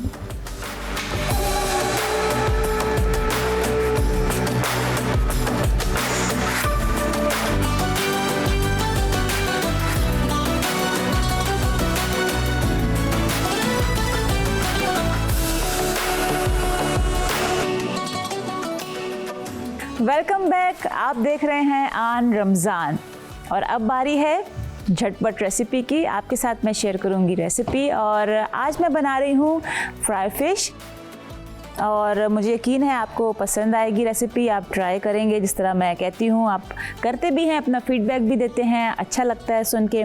और बहुत सिंपल रेसिपी है आज भी। इस तरह के मसाले मैं इस्तेमाल कर रही हूँ जो हर घर में मौजूद होते हैं। अच्छा, मछली का है कि आप देख लें, अगर आपको मुश्का मिल जाए तो अच्छी है, या पेंगसिस हम यूज़ कर रहे हैं यहाँ पे, आप मुश्का भी इस्तेमाल कर सकते हैं, या चाहें तो सुरमई भी कर सकते हैं। लेकिन मछली के भी एक जो टेस्ट होता है ना, उसमें एक फ़र्क आ जाता है। तो अगर आप कोई और मछली लेंगे तो उसमें फ़र्क आ जाएगा उसके एक फ्लेवर में, फाइनल प्रोडक्ट में। यहाँ पे ये फ़िश है मेरे पास, ये पेंगसिस है और इसमें अब देखें, ये लग तो बहुत ज़्यादा रहे होंगे आपको मसाले, लेकिन जब मैं डालूँगी तो बहुत सिंपल से मसाले हैं। अच्छा, धोने का भी मैं आपको बता दूं कि बहुत आसान तरीका है धोने का। जब आप मछली लें तो इसको आप पहले वॉश कर लें अच्छी तरह से, इसे 3-4 दफ़ा पानी से वॉश करने के बाद आप इसे एक कोई भी पैन ले लें, उसमें आप पानी डालें और 3 से 4 लेमन उसमें स्क्वीज़ कर लें और मछली को उसमें रख के आधे घंटे के लिए आप छोड़ दें। आधे घंटे के लिए, से ज़्यादा नहीं। उसके बाद आप उसको निकालें और फिर 3-4 दफ़ा आप उसको धोएं तो बिल्कुल जैसे एक बोलते हैं ना, ही स्मेल जो एक होती है वो बिल्कुल उसकी ख़त्म हो जाएगी। मैंने इसमें हल्दी शामिल की है, यहाँ पे मैं शामिल कर रही हूँ कुटी लाल मिर्च, ये है ज़ीरा। अच्छा, भून लीजिएगा ज़ीरे को और फिर पाउडर फॉर्म में उसको बना लीजिएगा। ये धनिया है। अच्छा, ये धनिया पाउडर है, आप जो कुटा हुआ क्रश कोरिएंडर होता है उसी टाइम कूट के आप वो भी इसमें ऐड कर सकते हैं। अदरक और लहसुन इसमें हम उसी टाइम ताज़ा कूट के शामिल करेंगे, पेस्ट इस्तेमाल ना कीजिएगा, ताज़ा लेके और उसको कूट के वो इसमें शामिल कीजिएगा। उसका एक अलग ही जायका आता है और जब फ्राई भी होता है तो एक अलग ही उसका एक बेहतरीन अरोमा, और जब खाते हैं तो बहुत अच्छा लगता है वो। काली मिर्च थोड़ी सी इसमें ऐड होगी। अच्छा, नमक मैं ऐड कर रही हूँ इसमें। और अच्छा, इसके साथ ही यहाँ पे ये है कढ़ाई मसाला, कोई सा भी आप इस्तेमाल कर सकते हैं, ये मैंने शामिल किया है। और ये है बिरयानी मसाला, ये मैंने इसमें शामिल किया। और ये मसाले घर में हर कहीं मौजूद होते हैं। और ये रहा हरा धनिया, ये इसमें इस तरह से। एक चीज़ रह गई है सिर्फ, और वो है सिरका। ये सिरका इसमें ऐड कर दिया मैंने इस तरह शामिल करके। और अच्छा, इसको जब आप सारे मसाले मछली को लगा लेंगे, एक चीज़ का ध्यान रखिएगा कि आपने इसको टाइम ज़रूर देना है। जैसे कहते हैं ना कि आप मैरिनेट करके रखें, मैरिनेशन टाइम दें आप इसको। और आप इसको फ्रीज़ भी कर सकते हैं, आप इसको फ्रीज़ करें, अलग अलग रखिएगा पीसेस, इस चीज़ का ध्यान रखिएगा, एक के ऊपर एक ना हो, क्योंकि ज़ाहिर सी बात है एक साथ ज़्यादा फ़िश को मसाला लगा लिया जाता है और फिर बाद में जब ज़रूरत होती है तभी बंदा फ्राई करता है उसको। तो आप निकाल के और इसको फ्राई कर लीजिएगा, फ्राई करें तब, इसलिए अलग अलग रखिएगा। और मैरिनेट लाजमी करें इसको, कम से कम भी आप इसको 6 घंटे दें, कम से कम मैं कह रही हूँ, नहीं तो ओवरनाइट आप इसको रखें फ्रिज में, उसके बाद आप इसको फ्राई करें। अगर तो आपने फ्रीज़ करना है फिर तो मसला नहीं है, मसाला लगाएं और आप इसको डायरेक्ट फ्रीज़र में रख दें। लेकिन अलग अलग पहले पीसेस रखें ट्रे में, जब वो फ्रीज़ हो जाए फिर आप इसको किसी बॉक्स में रख सकते हैं आप, तो बहुत आसानी रहती है। हर पीस अलग होता है, आपको जितने चाहिए आप निकालें और बस आप उसको नरम करें, रूम टेम्परेचर पे रखें, पहले फ्रिज में रख लें, आप थॉ कर लें उसको, फिर आप उसको फ्राई कर लें जिस तरह फ़िश को फ्राई करते हैं नॉर्मली। अच्छा, अब एक चीज़ मैं आपको बता दूं, मैं इसको अभी फ्राई करूंगी, लेकिन जब आप इसको रखेंगे फ्रिज में और थोड़ी देर बाद जो टाइम मैंने आपको बताया आप इसको फ्राई करेंगे तो उससे भी कलर का फ़र्क आता है। पहले ही मैं आपको बता दूँ, ये ना हो आप, क्योंकि इन चीज़ों से, छोटी छोटी चीज़ों से ना बहुत फ़र्क आ जाता है कुकिंग में, तो ये भी ध्यान रखिएगा इस चीज़ का। अब मैं यहाँ पे इसको शैलो फ्राई करूँगी बहुत कम तेल में। वैसे तो ये डीप फ्राई होता है, लेकिन आप चाहें तो आप इस तरह से भी कर सकते हैं, क्योंकि अक्सर इस तरह होता है जब हम इसको डीप फ्राई करते हैं तो उस तेल को हम किसी और जगह पे इस्तेमाल नहीं कर सकते, लेकिन खैर मैं करती हूँ इस्तेमाल, बहुत ज़बरदस्त फ्लेवर आता है। कुछ सालन इस तरह के मैं बनाती हूँ और उनमें मैं फिर वही मछली वाला तेल इस्तेमाल करती हूँ थोड़ा सा, बहुत अच्छा फ्लेवर आता है उसका। और यहाँ पे मैं इस्तेमाल कर रही हूँ डाल दें कुकिंग ऑयल।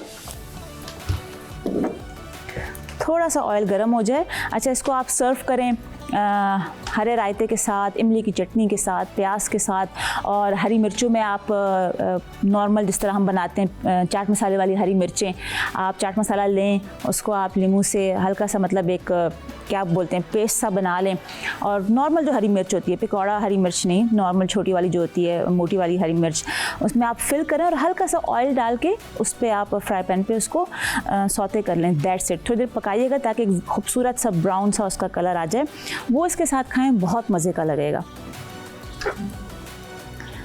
और यहाँ पे इसको फ्राई कर लेते हैं। बिस्मिल्लाहिर्रहमानिर्रहीम।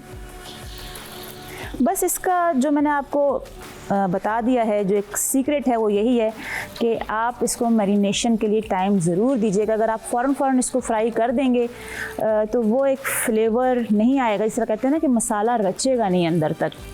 अक्सर जब आप बाहर खाते हैं मछली वगैरह, बाहर से जो हम ख़रीदते हैं, कितनी मज़े की हमें लगती है, उसकी वजह यही होती है कि वो अपना सुबह ये काम करके रख लेते हैं, जो भी उनका टाइम होता है, तो वो लोग मैरिनेशन का अच्छा खासा टाइम देते हैं, उसकी वजह से उसमें फ्लेवर आता है। और जो उनके ऑर्डर्स निकल रहे होते हैं, उन्होंने पहले से ही मैरिनेट करके अपना बल्क में एक सामान रखा होता है, उनको पता होता है कितनी क्वान्टिटी हमारी निकल जाएगी, ज़ाया कुछ भी नहीं होता, तो उस लिहाज से तभी उसका फ्लेवर इतना मज़े का होता है। बस ये छोटी छोटी चीज़ें होती हैं, अगर हम इसका ख्याल रखें घर में तो रिज़ल्ट बहुत अच्छा आएगा, बेहतरीन रिज़ल्ट आएगा। बाकी मसाले मैंने आपको बता दिए हैं, बहुत सिंपल से मसाले हैं जिसमें ऐड किए हैं।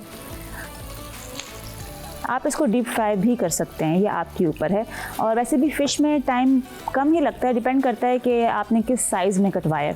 नॉर्मली 6 मिनट भी लगते हैं, 7 से 8 मिनट भी लगते हैं, अब डिपेंड करता है जितना थिक साइज़ होगा तो 10 मिनट भी लग जाते हैं। अब ये आप देख लीजिएगा, जिस साइज़ में भी फ़िश की कटिंग होगी उस लिहाज से वो टाइम लेगी पकने में।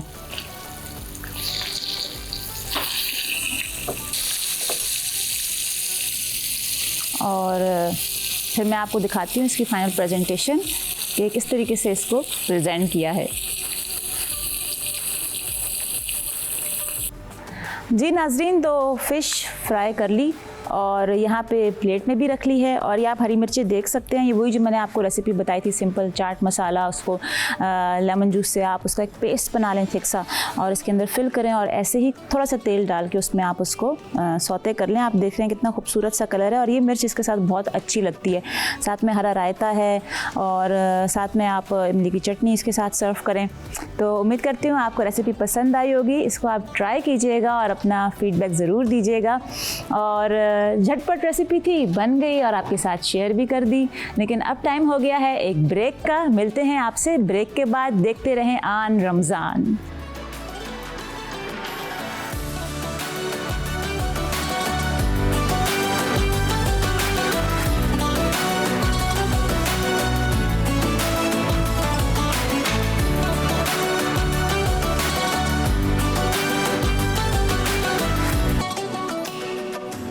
वेलकम बैक, और आप देख रहे हैं आन रमज़ान। जनाब, और बहुत बहुत शुक्रिया आप लोगों का कि आप हमारी जो ट्रांसमिशन है वो पसंद कर रहे हैं। और हमारी कोशिश भी यही है कि आप लोगों के लिए हम ऐसे सेलिब्रिटीज़ को लेकर आएँ जिनसे आप अपने आप को रिलेट करते हैं, जिनको आप फॉलो करते हैं। और आज जो हमारे पास मेहमान है वो बहुत ख़ास मेहमान, बहुत ख़ास मेहमान है, जिससे कहते हैं ना कि एवरग्रीन। जब से काम किया और खूबसूरत काम किया, एक के बाद एक। हमें लगता था कि पहला काम अच्छा था, लेकिन जब नया काम आया तो पता चला ये तो पहले से भी ज़्यादा अच्छा था। और फिर जब तीसरा काम किया तो इसी तरह बढ़ती गई आगे, और तरक्कियों की बुलंदी पे इन्होंने अपने काम को, अपने जो मीडिया का जो इनका काम है उसको उन्होंने देखा। तो बाकी इंट्रोडक्शन के अलावा मैं सोच रहा हूँ कि अब इनको बुलाऊँ और बैठ के बात करेंगे। एक लंबा सफ़र है उनका मीडिया के हवाले से। तो जनाब, हम बुलाते हैं हमारी फेवरेट अदाकारा को, आर्टिस्ट को, Sakina Sumo.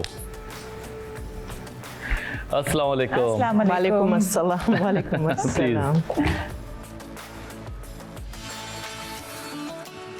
Thank you for having me here. Thank you. So nice of you. बल्कि हम तो ये बोलेंगे कि आपका बहुत शुक्रिया कि आपने अपने कीमती टाइम से हमारे इस जनाब स्टेज को, हमारे इस शो को चार चांद लगाए। शुक्रिया आपका। Thank you. और आजकल जैसे माह रमज़ान चल रहा है, माशाल्लाह, सबसे पहले तो आपको रमज़ान बहुत मुबारक हो हम आप सब की लोगों तरफ को भी से। थैंक यू खैर मुबारक आप लोगों को भी। Thank you so much. Thank you so much. तो आपको पता है माह रमज़ान में पहले से बड़ी एक घरों में गहमा गहमी शुरू हो जाती होती है, तैयारियां वगैरह, तो आप लोगों का किस तरह वैसे आप गुजारती हैं अपना माह रमज़ान?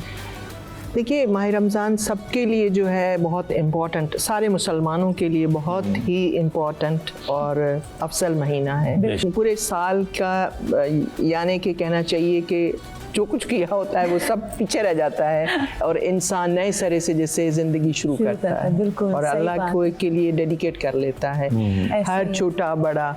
तो रमज़ान की हमें बचपन से ही यही सिखाया जाता है कि रमज़ान की इम्पोर्टेंस बहुत ज़्यादा है, उसके लिए ख़ास तैयारियां भी होती हैं, लोग पूरा साल जमा करते हैं, सही बात है। गरीब हो कुछ भी हो, लेकिन ये कि जमा करते हैं ताकि रमज़ान अच्छा गुजर सके। मैं तो कहती हूँ रमज़ान में कोई काम ही नहीं होना चाहिए, बिल्कुल सिर्फ सही आदमी अल्लाह की इबादत करे, सोए खाए, रोज़े रखे और एंजॉय करे और ईद सेलिब्रेट बिल्कुल सही करे। कह लेकिन रहे लोगों की सारी मजबूरियाँ, काम चलता रहता है।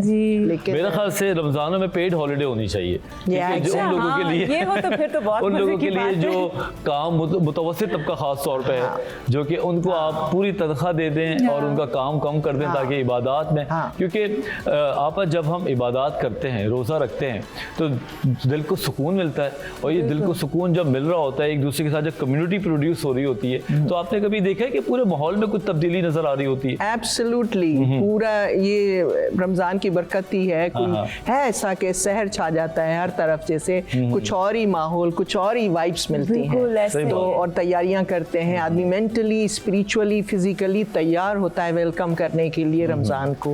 और सही घर में जो तैयारियां होती हैं, बिल्कुल, बात। खास तौर पे जो रौनक होती है घर में इस महीने में, आम दिनों में वो रौनक नहीं होती, जिस तरह सब मिल बैठ बिल्कुल, के ऐसा लगता है साथ रोशनियां कुछ जल गई हैं, एक रोशन हो गया है पूरा शहर। और एक आप सुकून जहाँ वाला जाते हैं। माहौल एक होता है, जिसके अंदर एक सुकून सा होता है जो हमारे जान ऐसा ही है, ऐसा ही है। अब आप बताएं कि आपकी क्या पर्टिकुलर चीज़ें हैं जिसमें आप तैयारी सबसे ज़्यादा करती हैं रमज़ान की?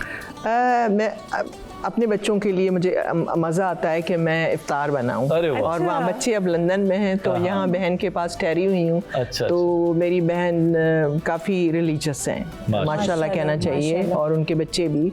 तो वो पूरी तैयारी करती है, यानी कि अपने समोसे और अपनी जो भी चीज़ें वो सब घर में बनाती है, अच्छा, कि बाहर की चीज़ माशाल्लाह। नहीं खानी है। तो वो उसको हेल्प करके मुझे बहुत खुशी होती है, बहुत ज़्यादा बच्चों को। हाँ, अच्छा, तो वैसे आप क्या कोई खास मतलब चीज़ बनाती हैं जिनको बहुत पसंद है आपके हाथ, जैसे दही भल्ले हो गए, चाट हो गए, या वो ही बनाती है। अच्छा उसके पकौड़े भी बहुत अच्छे हैं, मैं सिर्फ खाती हूँ, मैं उनके लिए चाय बनाती हूँ। अरे वाह, ये सबसे काम की चीज़ होती है। चाय बहुत काम की इफ्तारी चीज़ के बाद होती है। जब मैं नमाज चाय पढ़ने बनाती के हूँ, मैं बाद, उनके लिए जी। फ्रूट काटती हूँ, ये बड़ा काम ये तो है। बड़ा काम है कि वाटरमेलन, काट के दे देना, और ये बहुत बड़ा काम होता तो है। उसको मैं पूरी हेल्प करती हूँ। मैं अपने बच्चों को मिस कर रही हूँ कि मेरे बेटे को अल्लाह। बहुत खाने पीने का शौकीन है। अच्छा। तो वहाँ पर होती हूँ तो फिर मैं पकोड़े और चाट और ये सारा कुछ खुद बनाती हूँ। अच्छा, अच्छा, मतलब बच्चे आपके हाथ का शौक से खाते हैं और आप माशाल्लाह उनके लिए बिल्कुल बिल्कुल बना के रखना हर चीज। रमजान के अलावा भी मैं घर के खाने को ही प्रेफर करती हूँ कि हार्डली बाहर से मंगाते हैं, अच्छा, हार्डली,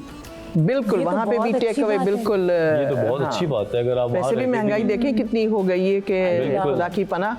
बिल्कुल तो सही जाहिर बात है है। लोग जो हैं अपने आप को कट डाउन कर रहे हैं अपने एक्सपेंसेस के, बच्चों को उस पे डाल सकें। अच्छा, बहुत अच्छी खासकर रमज़ान के महीने में जिस तरह आप तो बाहर भी रहती हैं और यहाँ भी आपको एक्सपीरियंस है, तो अब जैसे बाहर भी जब रमज़ान का महीना आता है तो क्या हिसाब है? हमारे यहाँ तो बहुत महंगाई हो जाती है, हर चीज़, फ्रूट क्या, सब्जियाँ क्या इतनी महंगी हो जाती हैं, तो वहाँ भी इस तरह होता है या वो कोई रिलीफ देते हैं, कोई खास पैकेजेस वगैरह नहीं, होते हैं? एक्चुअली उनकी जब क्रिसमस या ईस्टर आता है बाहर के मुल्कों में, क्रिश्चियन मुल्कों में, जी, जी। तो वो सेल्स लगाते हैं लोगों के लिए कि लोग देखें आप। गरीब भी अच्छा। अफोर्ड कर सकें। सही सही। बात। उनके लिए जो है हर तरफ एक गहमा गहमी होती है और सेल्स लगी हुई होती हैं शॉप्स में। सही। यहाँ पे इस दफ़ा मैंने देखा है कि गवर्नमेंट ने ज़रा वो किया हुआ है, जी। सख्ती की हुई है कि प्राइसेस ना बढ़ें। ऑलरेडी लोगों के लिए इतनी महंगाई है कि बेचारों के लिए न सिर्फ पाकिस्तान में बल्कि पूरी दुनिया में रिसेशन आया हुआ है, बिल्कुल ऐसा पूरी ही है। दुनिया में। टर्की का, इंग्लैंड का बहुत बुरा हाल है। और ये ना कि सिर्फ पाकिस्तान का सही इसलिए कि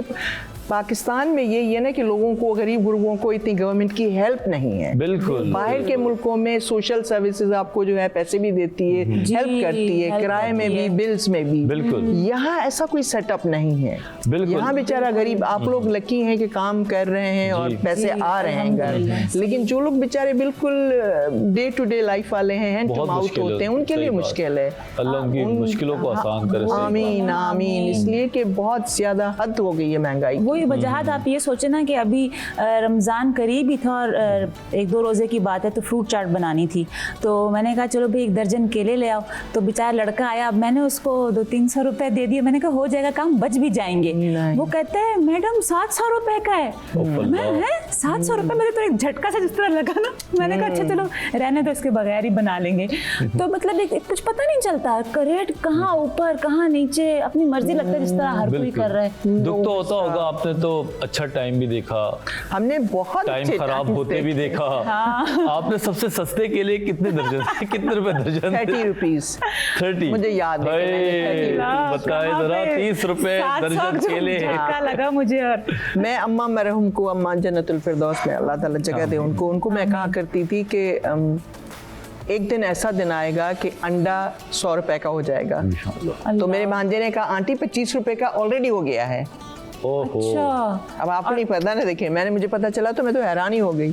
दूध के डब्बे या चाय या जो भी है, घी है या ऑयल है, उनकी इतनी कीमतें वो हो गई हैं कि बहुत ज्यादा लोगों को तो ये पुश कर रहे हैं, वॉल से लगाते जा रहे हैं। बिल्कुल। I mean it's very sad कि लोग बेचारे जो है इतना स्ट्रगल कर रहे हैं। बड़ी बात ये आपा कि आप इन चीज़ों को फील करती हैं। हमें लगता है कि कुछ लोग हमारे स्टार्स जो हैं वो इन चीज़ों से दूर हैं। अल्लाह ने उनको नवाज दिया है, नाम दे दिया, पैसा दे दिया, तो उनको ये बात फील नहीं होती। लेकिन आपके चेहरे पे जब बात कर रही हैं, मैं बाकायदा इस बात को देख रहा हूँ कि आपके चेहरे पे दर्द। हम लोग अवामी लोग हैं, मैं उनमें से एक हूँ। मैं अपने आप को उनमें से एक समझती हूँ। मैं खुद नहीं खाती हूँ जब तक कि मेरे पास आसपास जो लोग हैं वो मेरे साथ खाना ना खाएं और इफ्तार ना करें, तो कभी भी नहीं। मैं तो हो ही नहीं सकता कि मैं अकेले खाना खाऊं। तो मतलब ये कि आपकी खुशी सिर्फ अपनी ज़ात से वाबस्ता नहीं? नॉट एट ऑल, बिल्कुल नहीं। क्या बात, बिल्कुल नहीं। दूसरे जो अल्लाह ताला ने आपको इस काबिल किया है, या करना भी चाहिए। आजकल तो कुरान शरीफ में तर्जुमे के साथ दोबारा रिवाइव कर रहे हैं। तो जो मुझे जालिम नजर आते हैं, मैं कहती हूँ इनको खुदा ने हिदायत नहीं देनी है, क्योंकि कुरान में बार बार कहा जा रहा है कि जालिम को हिदायत नहीं मिलेगी। और मजलूम भी जो है वो इतना जुल्म ना बर्दाश्त करे कि अल्लाह ताला उनको उसकी लेन में नहीं, उसकी लेन में खड़ा कर दे। अच्छा। मजलूम को के लिए भी कि आप जुल्म इतना बर्दाश्त करेंगे तो आप भी जालिम की कैटेगरी में आ जाएंगे। ये तो बड़ी पते की बात है। बिल्कुल। तो अच्छी बात है कि मुझे दुख हुआ पढ़ के कि फेसबुक पे देखा कि कोई एक्टर थे या उन्होंने कहा मैंने फ्रूट का बायकॉट कर लिया है, हमारे दस्तरखान पर आज से कोई फ्रूट नहीं होगा। मेरा दिल पीसेस में टूट गया। मैंने कहा ओ माय गॉड, रमज़ान में भी बेचारा देखें, इसके बच्चे होंगे, इसकी फैमिली है कि रमज़ान में उसको आके कहना पड़ रहा है। सही बात है। लोगों के सामने लोगों को कहना बड़ा मुश्किल होता है कि हमारे सफ़ेद पोशी होती है लोगों के पास, तो उनको मांगना अच्छा नहीं लगता है, उनको बोरो करना, कर्ज लेना अच्छा नहीं लगता है। और ख़ासतौर पर आपा वो लोग जिन्होंने थोड़ा नाम बनाया हो, लोग उसको जानते हैं, उसके लिए तो सफ़ेद पोशी संभालना ही मुश्किल हो जाती है। वो तो बेचारे क्या करें, कुछ बता भी नहीं सकता कि मैं किस हाल से गुजर रहा हूँ या क्या सिचुएशन। इसलिए तो क्राइम बढ़ते हैं ना, जहाँ रिसेशन आती है, जहाँ इतनी महंगाइयाँ होती हैं, वहाँ पे क्राइम आपका बढ़ेगा। अब ये जो स्ट्रीट क्राइम है, मुझे तो उनको देख के बेचारों को, छोटे छोटे बच्चे होते हैं, उन्हें पुलिस ने पकड़ लिया होता है और उनको अंदर कर देते हैं या मतलब उड़ी जाते हैं। ठीक है, वो क्राइम्स कर रहे हैं, लेकिन आप सोसाइटी में यही होता है कि जब महंगाई इतनी हद से ज्यादा बढ़ जाती है तो फिर आपका क्राइम भी बढ़ जाता है। बिल्कुल, क्योंकि लोग क्या करें, एक तरफ क्राइम आ गया है, एक तरफ गदागरी आ गई है। इन तमाम लोगों के बीच में जो सफ़ेद पोश तबका है, आपको नहीं लगता वो बेचारा बड़ा बेबस हो गया है?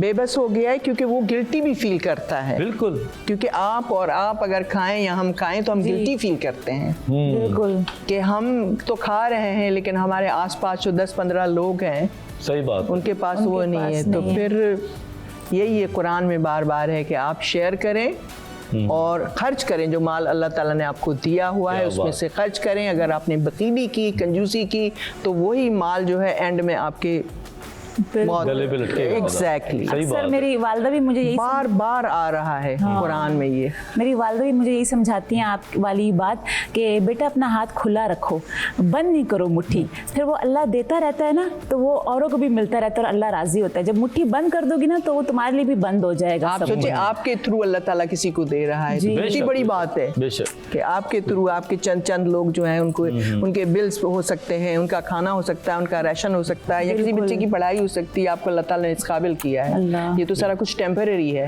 जी आज है कल नहीं कल नहीं, होगा। बात- और बिल्कुल वाकई आपका देखा जाए तो खुशी जो है ना, खुशी हम खरीदने ही तो निकलते हैं, शॉपिंग करते हैं, चीज़ें खरीदते हैं, तो हम लोग ये एलिमेंट या ये डायमेंशन भूल जाते हैं कि खुशी हॉस्पिटैलिटी में कितनी है जब आप लोगों की मदद कर रहे होते हैं। बिल्कुल। अगर आप 3 जोड़े अपने लिए लें और 1 जोड़ा अपने नौकर के लिए, ये खुशी है। हाँ। लेकिन हम लोग इसको भी खुशी नहीं समझते। हमें लगता है हम ब्रांडेड कपड़े पहन के बैठ जाएं और नौकर जो है वो नहीं, ब्रांडेड कपड़े आपको पहन के मालूम है, रहे मैं हैं, सॉरी तो आपकी कितना बात बुरा काट रही हूँ, मुझे तो जी, नौकर कहते हुए भी बड़ा बुरा लगता है, अल्लाह। क्योंकि नौकर आपका गुलाम हो गया, यानी स्लेव हो गया। सही बात है। मैं कहती हूँ वो मेरे लिए काम नहीं कर रहा है, वो मेरे साथ काम कर रहा है। क्या बात है।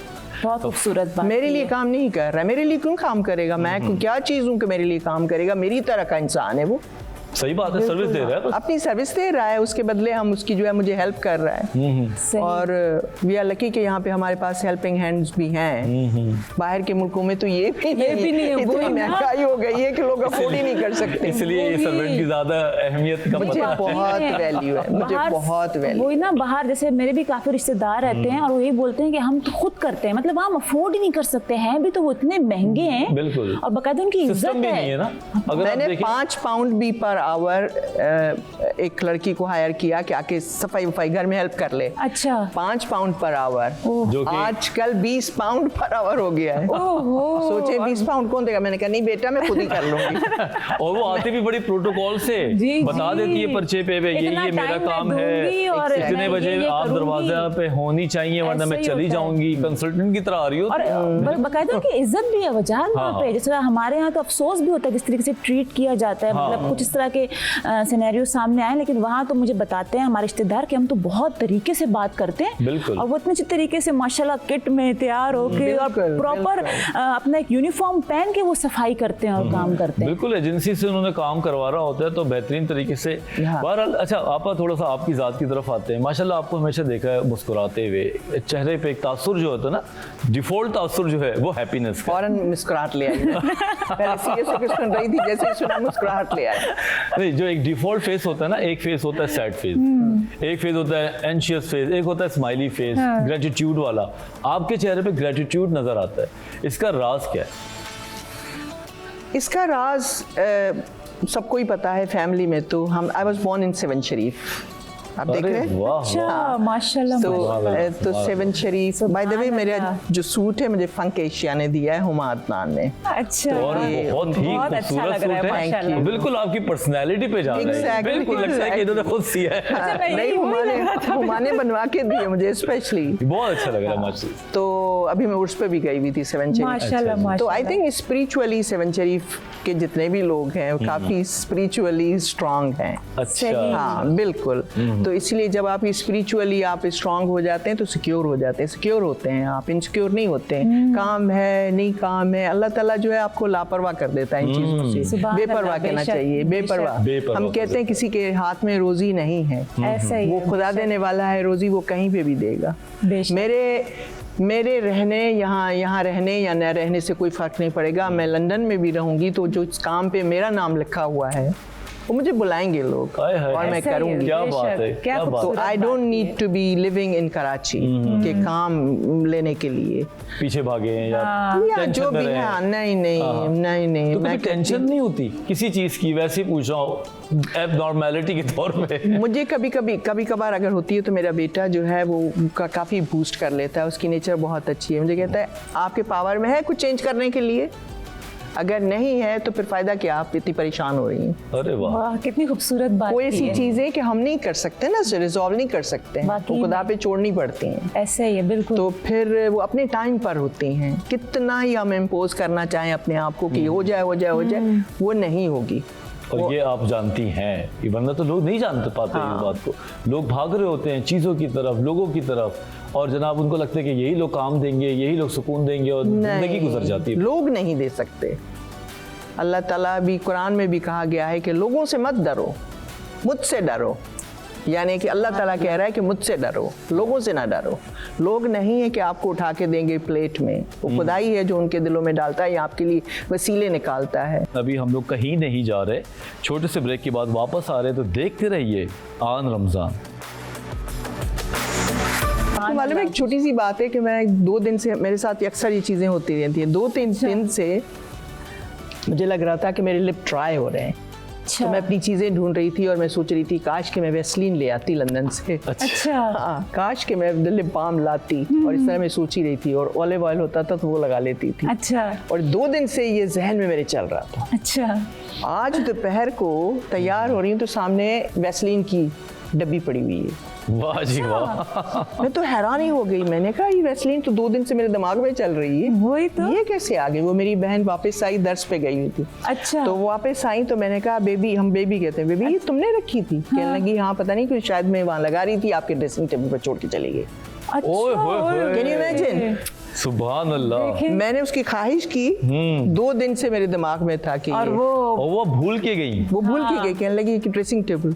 मैं हैरान हो गई देख के। मैंने कहा अल्लाह मियां इसलिए कहते हैं कि आप हर वक्त अच्छा सोचें। सही बात। वाकई जो में भी हम कहते हैं वो यूनिवर्स में यूं फिरती हैं बातें। वाह। बेशक, सुभान अल्लाह। इसलिए अंग्रेजी में कहा थे व्हाट गोज अराउंड, कहावत है what goes around comes around. Exactly. कि जो आप यूं जाते हैं तो यूं आता है।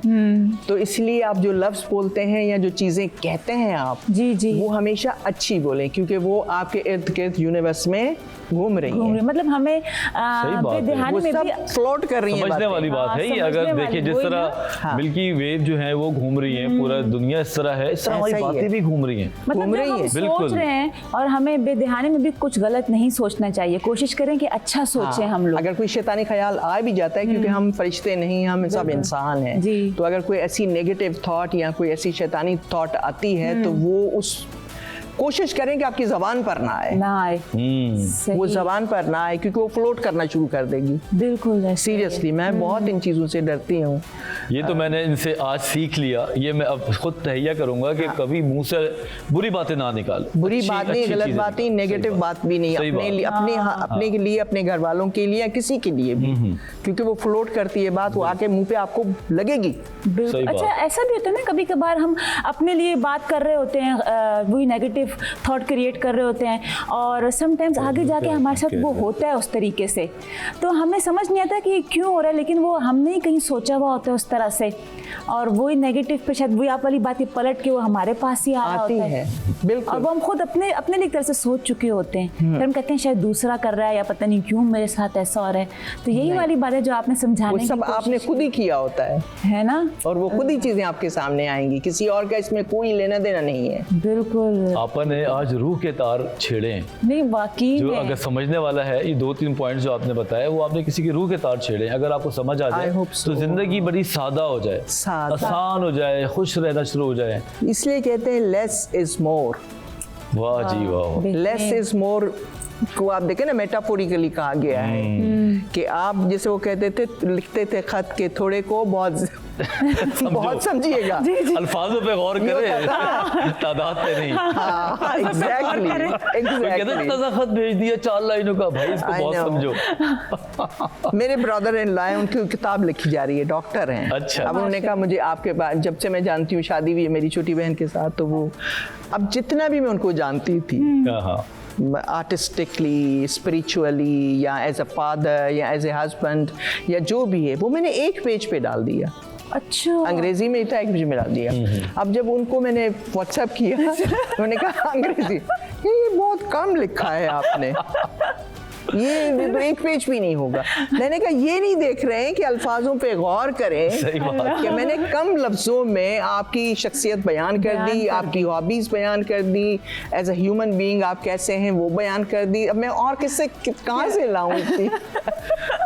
तो ये लेस इज मोर। बिल्कुल, ये लेस, मैं तो आज स्टेटस डाल दूंगा, ये साफ बात। इतनी Less अच्छी is तरह more। मुझे लाइन बताई, लेस इज मोर। बिल्कुल। ये समझा जाए तो बहुत है, ना समझा जाए तो पेपर लिखते रहो। सही छापने बात में कितना टाइम लगता है। बिल्कुल बिल्कुल। बहुत एक अच्छी साइड आज आपकी पता चली। मैं तो हमेशा से चाहता था आपको देखूं, आपके साथ एक पिक्चर ले लूं, लेकिन अल्लाह ने ये हमें मौका दिया था, आपका इंटरव्यू हम कर रहे हैं। मुझे तो बड़ी खुशी हो रही Thank you, है। thank you. हमने शुरू से आपके ड्रामे देखे, ठीक, और जब से आपके ड्रामे देखे एक से एक हिट ड्रामा था। इसका क्या टोटका है कि किसी चीज़ में भी काम करो और माशाल्लाह वो हिट हो जाए? क्या खूबसूरती थी इसके अंदर? हाँ, अच्छे स्क्रिप्ट्स। किसी ने पूछा कि फिल्म की कामयाबी का या ड्रामे की कामयाबी का क्या राज है, उन्होंने कहा स्क्रिप्ट, कहानी। सही। कहानी कहानी कहानी। अगर कहानी अच्छी होगी, लोग देखिए कहानियां देखते हैं, सही। सही। लोग ये नहीं देखते कि लवाजमात क्या हैं, वो नहीं देखें कितनी देर देखेंगे मैंने क्या कपड़े पहने हुए हैं, अच्छा, वो मेरी बातें सुनेंगे लोग। सही बात। जब मैं बात कर रही होती हूँ तो वो कपड़ों की तरफ क्यों देखेंगे? तो यही मिसाल है कि जो बाकी लवाजमात होते हैं ड्रामे में या फिल्म में, वो इंसान की अपनी एस्थेटिक होती है, जो डायरेक्टर होता है, जो प्रोड्यूसर होता है, या बिल्कुल। जो भी मेकर है क्रिएटिव। जी जी। आम इंसान को उससे कोई सरोकार नहीं है, वो बिल्कुल, कहानी देख रहा है।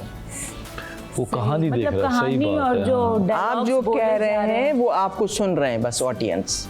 इधर उधर क्या लगा हुआ है, इतना बस एक सरसरी सी नजर है। वो बस आप पे देख रहे हैं, आपकी शक्ल देख रहे हैं, बस शक्ल देख रहे हैं, सुन रहे हैं। सुन रहे हैं। बेशक। हाँ। मतलब वो सुन के तो यही दिल राज पे होता है असर कि हो जाते अच्छा हैं। स्क्रिप्ट हो, अच्छा और स्क्रिप्ट हो तो ड्रामा हिट होता है या फिल्म हिट होती है या जो भी होती है। आगे आपका लक भी है, लेकिन मसाला तो खुद डालना पड़े। अच्छा, मसाले से याद आया, कौन सा ऐसा कैरेक्टर आपको दिया गया थ्रू आउट जिसमें आपने खुद से, जिसको आपने बेहतर से बेहतर किया हो और चैलेंजिंग सा भी लगाओ कि इस पे तो मैंने सिला डर जाती है उसमें सिला डर काफी। हाँ, जाती है। सिला डर थोड़ा सा जाती है। बताइएगा मैं और प्लीज इसके नौमान बारे एजाज भाई थे, हाँ। तो वो हम बहन भाई का कैरेक्टर कर रहे थे, लेकिन वो भी काफी इम्प्रोवाइजेशन अच्छी करते हैं, यानी कि अपनी तरफ से जी जी। कि जब आप बोल रहे हैं तो डायलॉग खत्म ही हो गए तो कैमरा ऑन है, लेकिन आपको इतना होना चाहिए कि आप इम्प्रोवाइज कर सकें, आपकी Improvise उर्दू करना बेहतर होनी चाहिए, रवानगी होनी चाहिए, कि आप एक्टर, ऐसा एक्टर क्या जो बिल्कुल वुडन एक्टर हो, सही कुछ बात। ऐड ना कर सके, कुछ कुछ अमेंड ना कर सके। ये एक्टर की होती है कि आप हेल्प करें प्रोड्यूसर को, डायरेक्टर को। इंटेलिजेंट एक्टर तो यही करते हैं सही बात है। सही। कि वो इम्प्रोवाइज भी करते हैं, कि बिल्कुल। राइटर तो अपनी धुन में बहुत सारी चीज़ें जो है वो ऐसे लिख लेता है, क्योंकि उस बेचारी या बेचारे ने 2 घंटे की कहानी 26 घंटों में लिखनी है, बताएं तो जरा। हम एक्सपेक्ट नहीं करें कि इतना परफेक्ट होगी हर चीज़। सही बात है। यहाँ पर डायरेक्टर और एक्टर्स का रोल शुरू होता है अच्छा। कि आप जो है हाँ हाँ। उसको सही करने की, अगर फ्लो नहीं है जुमलों में या कोई ऐसी चीज़ है तो फिर अच्छा। ऐड करें, उसको Add सही करें। करें, उसकी कंस्ट्रक्शन सही करें। सही। अगर आपकी उर्दू बेहतर है तो आप बेहतर उसकी वो करें, यानी कि उसका नेमल बदल जो होना चाहिए वो बेहतर होना चाहिए, ऐसा होता है। सही। तो I think we and me and Navan Ejaz, हम वी डिड विद सिला डर जाती। मतलब 2 टैलेंट फैक्ट्रीज एक साथ हाँ, होंगी माशाल्लाह तो वो फिर टैलेंट ही भी, निकलेगा, हाँ, बचेगा बहुत। क्या? सही बात है। हाँ, नुमान भाई की भी आदत है कि काफ़ी इम्प्रोवाइज करते हैं, यानी कि वो अपने कैरेक्टर में रहते हैं। ये नहीं है कि कैमरा कट हो गया तो कट हो गया, मैकेनिकली नहीं हो सकता। आप मैकेनिकली वाह। कैसे कर सकते हैं अच्छा, ये जब जो तक कि you are not in the moment. ये आजकल के नए लोग कर रहे हैं नहीं कर रहे? पुराने लोग कहते हैं, अभी हम कल भी रुबीना बाजी से इंटरव्यू कर रहे थे, तो ये बता रहे थे कि मैं एक कैरेक्टर में चली गई थी, उससे निकलना मेरे लिए मुश्किल हो गया था। तो आपके साथ भी ऐसा हुआ? नहीं, मेरे साथ बिल्कुल भी ऐसा नहीं। वो मेथड एक्टर्स होते हैं जो Okay. बिल्कुल ही चले जाते हैं, फिर निकलना मुश्किल हो जाता है। हम तो कहते हैं अल्लाह की मेहरबानी से शायद ये कि इन एंड आउट, बस इन आउट। क्या बात। बट जब आप कर रहे हैं तब you have to be in the moment. जब आप कर रहे कर रहे हैं हैं। सही। फिर भूल जाते हैं कि कैमरा है या जो भी है, बस कैरेक्टर है, मैं और आप बात कर रहे हैं। वाह जी वाह। ये ऐसा ही होता है। अच्छा, आपकी इंतजार एक शॉर्ट फिल्म, एक Short नहीं थी, feature film। फीचर फिल्म थी। I am so sorry. हाँ। इंतजार आपकी एक फीचर फिल्म थी, हाँ। उसके बारे में थोड़ा बताएं, क्योंकि उसको इंटरनेशनल क्या कहते हैं, फिल्म फेस्टिवल में भी काफी अवार्ड मिला था award खालिद साहब मिले। को बेस्ट बिल्कुल। एक्टर तो का। Best उसका actor। थोड़ा बताएं आप हमें कि कैसा था एक्सपीरियंस, और जब वो एक्सपीरियंस किया बहुत आपने। अच्छा। I learn so many things, I made so many mistakes, लेकिन कोई बात नहीं, मिस्टेक्स इंसान करता है। जब पहली दफ़ा कोई काम करते हैं तो मिस्टेक्स जी। तो होनी ही है। जी। तो अच्छा रहा, लेकिन उसका इसलिए पाकिस्तान में थोड़ा सा बैड बैड लक तो नहीं कहना चाहिए, लेकिन शायद टाइमिंग अच्छी नहीं थी। पहले कोरोना हुआ जब हम रिलीज कर रहे थे, अच्छा, वो रुक गया, हॉल्ट पे चला गया, चली गई फिल्म। फिर उसके बाद सैलाब आया, जी फिर सैलाब में उन्होंने उसकी रिलीज कर वजह दिया। आप से। बताएं, मुल्क में लोग मर रहे हैं, सही बात है, हर तरफ ये कौन सिनेमा में जाएगा? बिल्कुल हालात ही किसी को। हालात बिल्कुल ऐसे नहीं थे, विच इज़ फेयर कि गलत टाइमिंग थी और वो इसलिए वो नहीं हो सकी। आजकल उसको प्राइम वीडियो पे, अमेज़ॉन पे लगाया हुआ है, तो जो इंग्लैंड यूके में लोग हैं वो देख सकते हैं, देखते हैं। और तो ये लर्निंग एक्सपीरियंस था।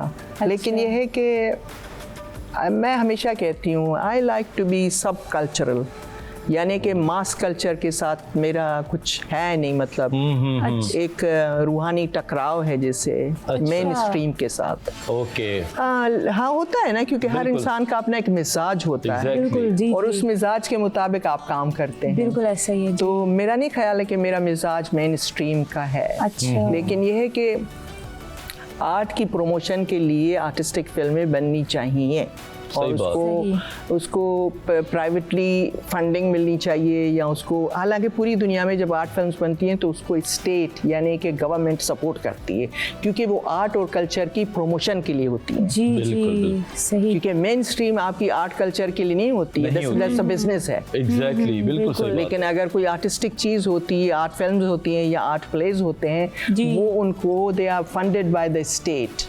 पूरी दुनिया में ये होता है, सही। इसलिए वो फेस्टिवल्स में भी जाती हैं, इसलिए वो उनकी एक नीश ऑडियंस होती है। लेकिन नीश के अलावा भी आप लोगों को इंट्रोड्यूस कराएंगे, दिखाएंगे तो देखेंगे ना। वही तो ना, पता चलेगा। जब हम छोटे थे ऐसे तो लगता है कि एक किस्म की ये एकेडमी होती है, यहीं से फिर लोग ऊपर भी जा रहे होते हैं, नाम बनते हैं, फिर कमर्शियल जो मूवीज बनती हैं फिर हाँ, उसमें भी यहीं से लोग बिल्कुल, निकलते हैं। हाँ, लेकिन लोहा जो है यहीं पे चमकता है। ऐसा ही है, क्योंकि आपका उसमें कल्चर भी आ गया, आपका आर्ट आ गया, उसमें आप ऐसे मौजूद उठा सकते हैं, अनसंग हीरोज दिखा सकते हैं जो पता नहीं किस किस्म के काम कर रहे हैं, बिल्कुल। अनसंग हीरोइंस दिखा सकते हैं आप, जो there are so many stories आप दिखा सकते हैं। मेन स्ट्रीम का होता है, ठीक है, एंटरटेनमेंट के लिए सही है, बात है, बिल्कुल। मासेस के लिए है। लेकिन आपा ये भी निकलते वहीं से ही है जहां से मंच के निकलते हैं, ऐसा तो जिनको नहीं है कि शौक कोई होगा। नया आदमी आके उठा के। नहीं, बिल्कुल but having said that, Abbas Kiarostami थे ईरान में, ठीक। उन्होंने हमेशा नॉन एक्टर्स के साथ काम किया।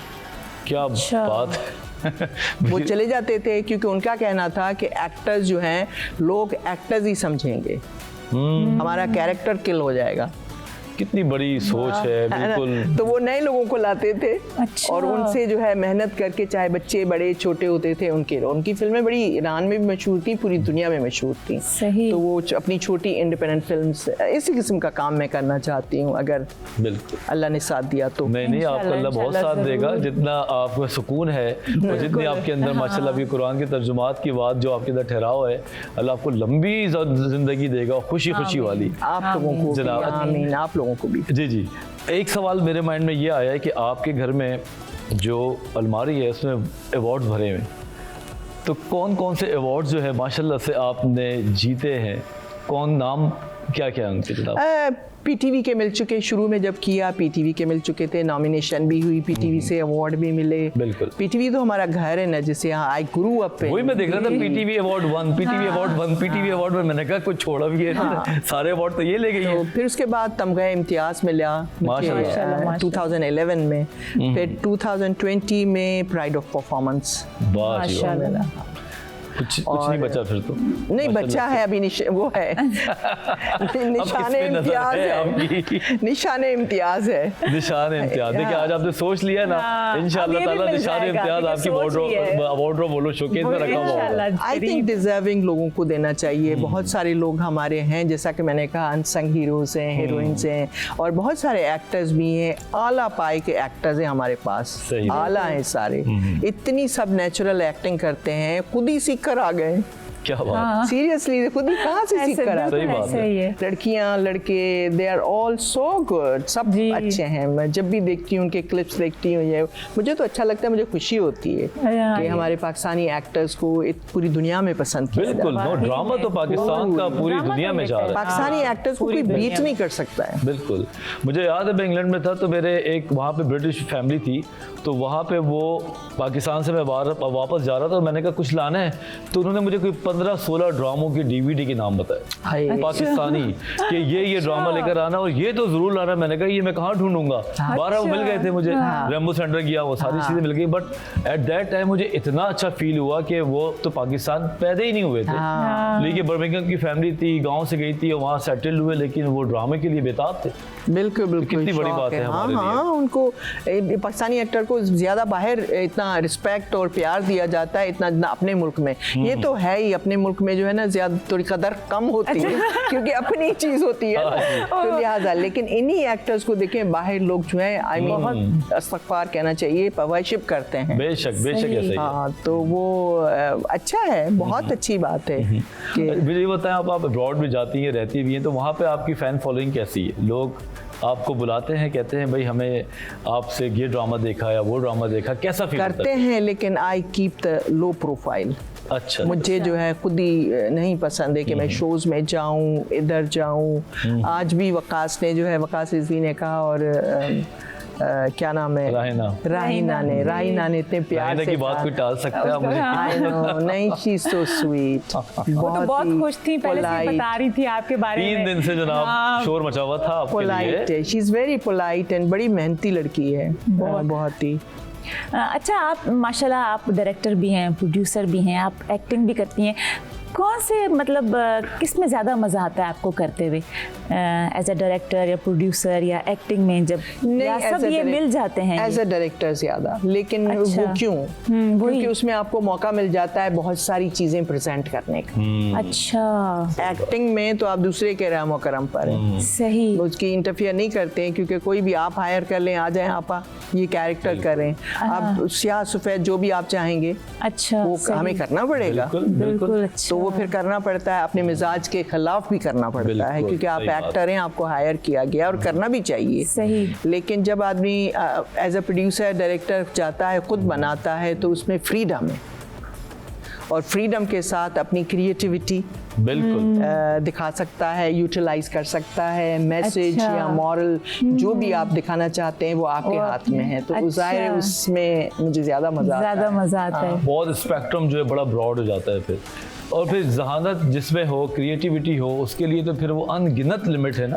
फिर आपकी अल्लाह ताला ने आपको इतना कुछ दिया हुआ है, I mean in terms of talent yes, और क्रिएटिविटी और विजडम और एक्सपोजर और नॉलेज, तो वो आपको यूटिलाइज करना चाहिए और शेयर करना चाहिए दूसरे लोगों के साथ। ऐसा ही है, बिल्कुल। और अगर शेयर नहीं कर सकते हैं किसी भी वजह से, तो ये एक अलमिया ही है। अलमिया है, और फिर हमारे मुल्क की टैलेंट कम हो जाएगा, लोग जो है वो सीखेंगे नहीं। कम नहीं, आई थिंक किसी के जाने आने से कोई फर्क नहीं पड़ता है। Life goes on, seriously. अगर कोई ये सोचते हैं कि हमारी वजह से कुछ नहीं चलेगा, ऐसा मुमकिन नहीं है। क्या बिल्कुल, बात है। हाँ, सही। कि उस एक पोएट है, उन्होंने कहा था कि तीन लफ्ज़ों में मैं पूरी फ़लसफ़े को समअप कर लेता हूँ। अच्छा, लाइफ गोज ऑन। ओहो, लो जी, बस life goes Life on. goes on। हाँ, क्योंकि ज़िंदगी देखिए ना, हमारे प्यारे होते हैं, वो मर जाते हैं, वाकई चले में। जाते हैं, आप यू मूव ऑन, आप फिर करते भी चलती रहती है जिंदगी, हम आगे बढ़ जाते हैं। उस टाइम लगता है शायद नहीं होगा, लेकिन फिर भी हम निकल जाते हैं आगे। हाँ, बस और आदमी को पास्ट में भी नहीं रहना चाहिए। एक मुझे छोटा सा एक किस्सा याद है कि दो जी। मंक जो थे, वो एक सूफी किताब में मैंने ये बात, दो मंक थे, वो एक एली से जा रहे थे, ठीक तो फिर सामने देखा कि एक जुलूस छोटा सा आ रहा है, और अच्छा। उसमें जो है तो एक कनाल बीच में आया, तो एक बच्ची थी जो वो नहीं डर रही थी, वो छलांग लगाते हैं या फलांगने के लिए, तो वो मंक एकदम आगे बड़े। मंक को क्या बोलते हैं यहाँ पे, जो दद्दी? नहीं, वो नहीं, जो नहीं, monk जो ये होते हैं, यूं करके येलो ऑरेंज टाइप का पहना होता है। बुद्धिस्ट जो होते हैं, बुद्धिस्ट, हाँ। बुद्धिस्ट, हाँ, ठीक। जैन और ये जी, पूरा जी, ठीक। सारी लिंक्स हैं, वो सूफीज़म और जी, जी, पूरा बिल्कुल। उनका अपना है, हमारा अपना सूफीज़म है, जी। लेकिन मिलती जुलती बातें हैं सारी। अच्छा। एनीवे, तो वो आगे बढ़े इंसानियत के नाते, और वो बच्ची को उठाया, बच्ची होगी आई थिंक 12-13 या जो भी, उठाया और क्रॉस कर दिया, ठीक। जो भी था कनाल। तो वो आगे चले, तो दूसरा मंक उनसे पूछता है, तो कहता है कि जब मुझे ये बताओ, हम तो मंक हैं, लेकिन जब तुमने लड़की को उठाया तो कैसे फील हुआ? अच्छा, तो ये मंक बड़े परेशान हो गए, उसकी तरफ देखा और कहा कि ये तो मौका, क्या कहते हैं, लम्हा गुजर भी गया, तुम अभी तक उसके बारे में सोच रहे हो। क्या बात है जनाब, क्या बात है। अब वो लम्हा कब गुजरा था? अभी कोई अभी लम्हा पहले ही, लम्हा भर वो पहले ही तो गुजरा। हाँ गुजर कब भी लम्हा गया। गुजर भी गया, तुम अभी तक उसके बारे में सोच रहे हो। ओफो। अल्लाह, तो इसलिए कहते हैं आप पास्ट में ना रहें, पास्ट इज गॉन, अच्छी अच्छी चीजें रखें सही। और हाँ, प्रेजेंट में रहें। Present। प्रेजेंट गिफ्ट है खुदा की तरफ से, प्रेजेंट सही अभी कह रहे हैं, वाकई हो में, सकता है ये आगे हो भी ना, वाकई में ये बात भी बिल्कुल है। तो सही इट्स अ बात। गिफ्ट।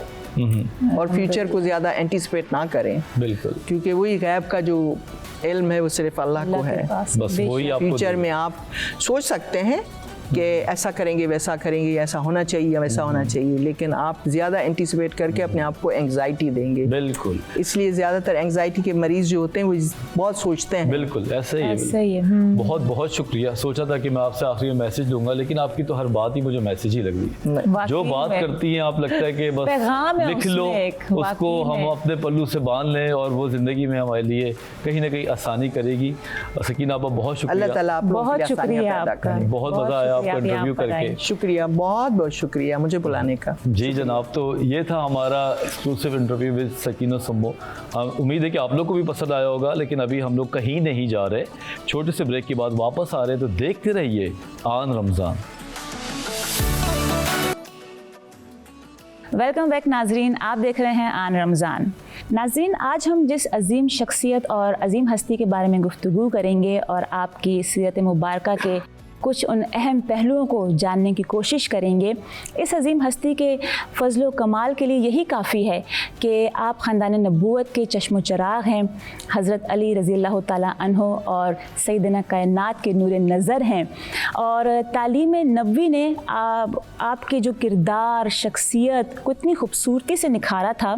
जी हाँ, तो आज मैं बात कर रही हूँ हज़रत हसन रज़ी अल्लाह ताला अन्हो की, और आज आपका यौम पैदाइश है, और हमने इस मौजू पे गुफ्तगू करने के लिए जिन्हें ज़हमत दी है वो हैं मारूफ मजहबी स्कॉलर प्रोफेसर मोहम्मद सुहेल शफीक साहब। आपका बहुत शुक्रिया कि आप यहाँ पे तशरीफ़ लाए। डॉक्टर साहब का बुनियादी ताल्लुक़ शुबा दर्स व तदरीस से है। कराची यूनिवर्सिटी में शुबा तारीख़ इस्लाम की चेयरमैन हैं, कई किताबों के मुसन्निफ़ हैं, और सीरत नबवी सल्लल्लाहु अलैहि वसल्लम पर भी आपका बहुत काम है।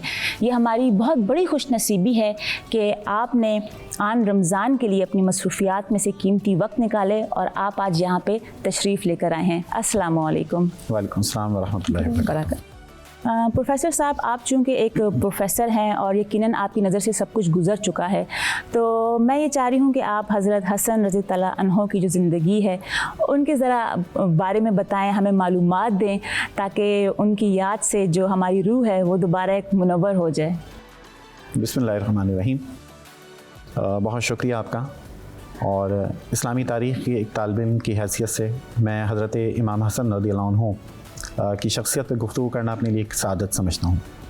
और आपकी शख्सियत इस्लामी तारीख़ की एक ऐसी शख्सियत है जिसे हम मिसाली शख्सियत कह सकते हैं। बेशक। और जैसा कि अभी आपने अपनी तमहीदी गुफ्तगू में ये बात कही कि हज़रत इमाम हसन रज़ियल्लाहु अन्हु आगोश रिसालत में परवान चढ़े। बेशक। मदीना मुनव्वरा में 3 हिजरी में आपकी विलादत हुई, और नबी करीम सल्लल्लाहु अलैहि वसल्लम ने ख़ुद आपका नाम हसन रखा, और आपकी कुन्नियत अबू मोहम्मद भी नबी करीम सल्लल्लाहु अलैहि वसल्लम ने आपको अता की। आपके जो अलकाब हैं, शबर आपको कहा जाता है, सब्त कहा जाता है, ज़का और वफ़ा कहा जाता है, और रेहानतुन नबी यानी नबी करीम सल्लल्लाहु अलैहि वसल्लम की खुशबू आपको कहा जाता है। अच्छा, सुभान अल्लाह। कोई हालत ईमान में एक बार नबी करीम सल्लल्लाहु अलैहि वसल्लम की ज़ियारत कर ले तो वो सहाबियत के मर्तबे पर फाइज हो जाता है। और हज़रत इमाम हसन रज़ियल्लाहु अन्हु वो शख्सियत हैं कि 8 साल आपकी आगोश तरबियत में आपने गुजारे हैं। सुभान अल्लाह, सुभान। और नबी करीम सल्लल्लाहु अलैहि वसल्लम आपसे इतनी वालिहाना मोहब्बत करते थे कि अपने दोश मुबारक पर आपको सवार करके मदीने की गलियों में चला करते थे। सहाबा कराम देखते तो कहते कि क्या खूब सवारी है, अल्लाह।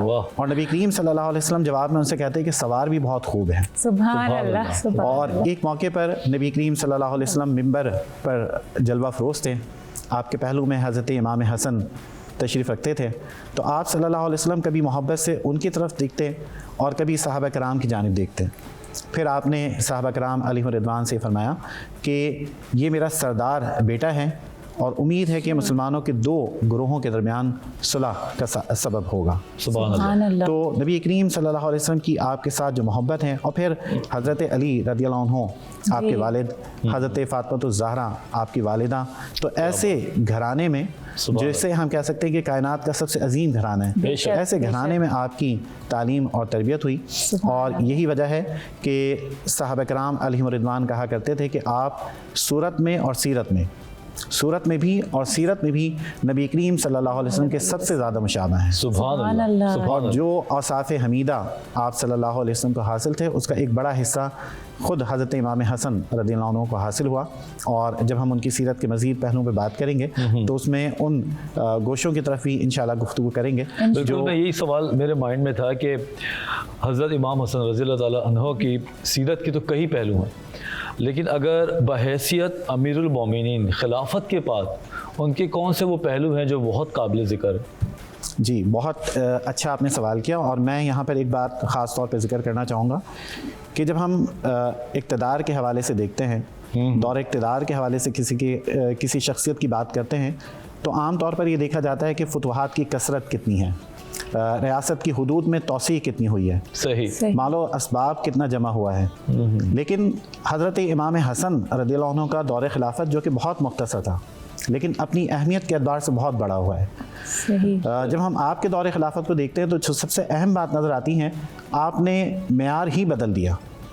और ये एक निराला नमूना जो है, एक मिसाल हमारे सामने आती है कि आपके दौर खिलाफत को हम फतवाहात की कसरत, मालो असबाब की फरावानी के हवाले से नहीं देखते हैं, बल्कि हम ये देखते हैं कि आपने एक ऐसी सल्तनत को, एक ऐसी रियासत को कि 40,000 से ज़ायद अफराद ने आपके हाथ पर बैत की, और सिंध से लेकर जबल तारिक तक जिसकी सरहदें वसी थी, आप उससे दस्तबरदार हो गए। और पेश नज़र आपके सिर्फ ये था कि मुसलमानों की जान और माल जो है वो महफूज हो जाए। तो तारीख़ में ऐसी मिसालें आपको बहुत कम मिलेंगी कि जहां आप ये अमल जो है, यानी एक नए तर्ज़ ज़िंदगी या तर्ज़ अमल की बात हुई फिर। जी हाँ, और ये आपके दौर खिलाफत का सबसे अहम।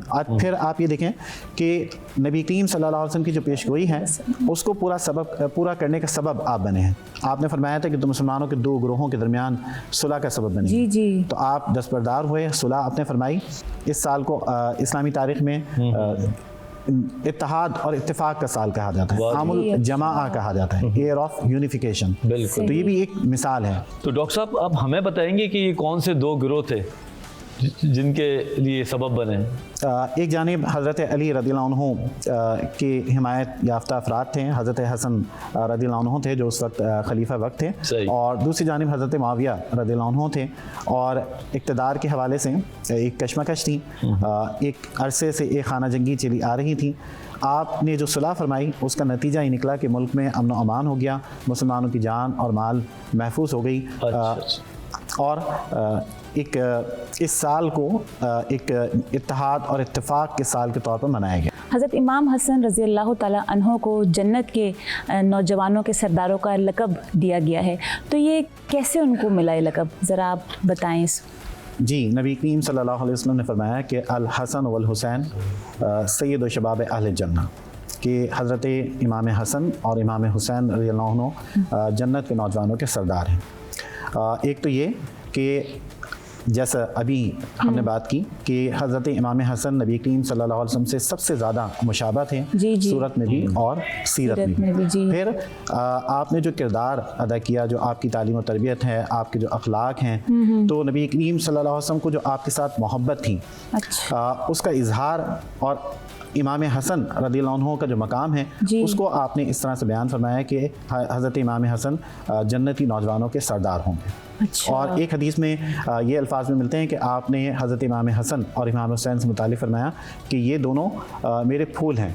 और सहाबा कराम बयान करते हैं कि नबी करीम सल्लल्लाहु अलैहि वसल्लम इस तरह इमाम हसन को सूंघा करते थे जिस तरह फूल को सूंघा जाता है। सुभान अल्लाह, सुभान अल्लाह, क्या खूबसूरत बात है जनाब। डॉक्टर साहब, हज़रत इमाम हसन रज़ियल्लाहु ताला अन्हु के फ़ज़ाइल व मुनाक़िब में वो कौन सी ऐसी खूबियाँ हैं जो हमारे लिए सीखने का बाइस बननी चाहिए या आम लोगों के लिए जो है वो फ़ज़ाइल का बाइस बने?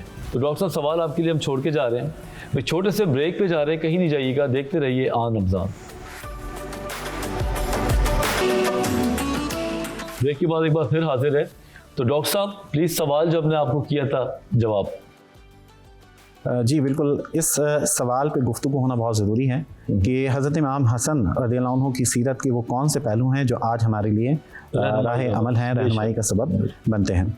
आपकी पूरी ज़िंदगी ही एक मिसाल है, बेशुमार आपके औसाफ हैं, लेकिन मैं समझता हूँ कि दो चीज़ें बहुत बुनियादी हैं और आपकी शख्सियत का जो सबसे नुमायाँ पहलू है वो आपका तहम्मुल और बुर्दबारी है। ये दो ऐसे औसाफ हैं जिनकी आज हमारे माशरे को बहुत ज़रूरत है। बिल्कुल। अक्सर औकात ऐसा होता है कि हम अपने जज्बात का बरमला इजहार करते हैं, अपनी ताकत और क़ुव्वत का इजहार करते हैं, लेकिन ज़रूरी ये होता है कि हम हालात को, वक्त की नज़ाकत को देखें और अपने उन जज्बात पर बंद बांध लें, जो कि माशरे में अब बिल्कुल भी नहीं बचा, नापैद होता जा रहा है। सही बात है। और यही वजह है कि एक इंतशार की सी कैफियत है। तो हज़रत इमाम हसन रज़ियल्लाहु अन्हु की ज़ात में जो चीज़ नुमाया है सबसे, वो आपका तहम्मुल है। आपको तान और तशनी का निशाना भी बनाया गया, आपकी हतक भी की गई, लेकिन उसके बावजूद आपने जिस सब्र और इस्तकामत से काम लिया, यहाँ तक कि एक मौके पर एक शख्स आया जो हज़रत अली रज़ियल्लाहु अन्हु का दुश्मन था। मदीने के लोगों ने उसने सवाल किया कि उसे सवारी मुहैया कर दी जाए, खाने पीने के लिए कुछ सामान दे दिया जाए, लोगों ने नहीं दिया। वो हज़रत इमाम हसन रज़ियल्लाहु अन्हु के पास आया तो आपने वो तमाम चीज़ों से फराहम कर दी, बावजूद इसके कि आप जानते थे कि हज़रत अली रज़ियल्लाहु अन्हु का दुश्मन है। सुभान अल्लाह। दूसरी चीज़ आपकी तवाज़ो और इनकिसार है। आप ख़ानदान नबुव्वत के चश्म चिराग हैं, लेकिन इनकिसार और तवाज़ो का ये आलम है कि आप एक जगह से गुजर रहे होते हैं तो आप देखते हैं कि कुछ फ़कीर जो है ज़मीन पर बैठकर खाना खा रहे हैं। वो हज़रत इमाम हसन को देखते हैं तो आपको दावत देते हैं कि आप हमारे साथ शरीक हों। हज़रत इमाम हुसैन हसन उनके साथ वहीं बैठ जाते हैं ज़मीन पर और खाना तनावुल करते हैं। उसके बाद फिर उन्हें दावत देते हैं, उनको खाना खिलाते हैं, लिबास मुहैया करते हैं। तो ये उनके इंकिसार और तवाज़ु का आलम है। क्या खूबसूरत। और यही वजह है कि अल्लाह ताला ने फिर उनके दर्जात को इस तरह बुलंद किया कि आपको जन्नती नौजवानों का सरदार करा दिया। सुभान अल्लाह, सुभान अल्लाह।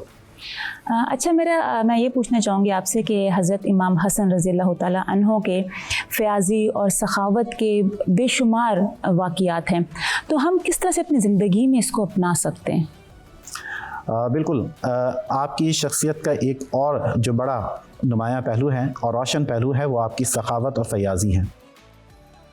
3 मरतबा ऐसा हुआ कि आपने अपने घर का आधा सामान राह खुदा में दे दिया और 2 मरतबा ऐसा हुआ कि आपने पूरा सामान राह खुदा में खर्च कर दिया। सुभान अल्लाह, सुभान और अल्लाह। ये जो आपकी फ़याज़ी है, खिदमत खल्क है, इसे आप इबादत समझते थे।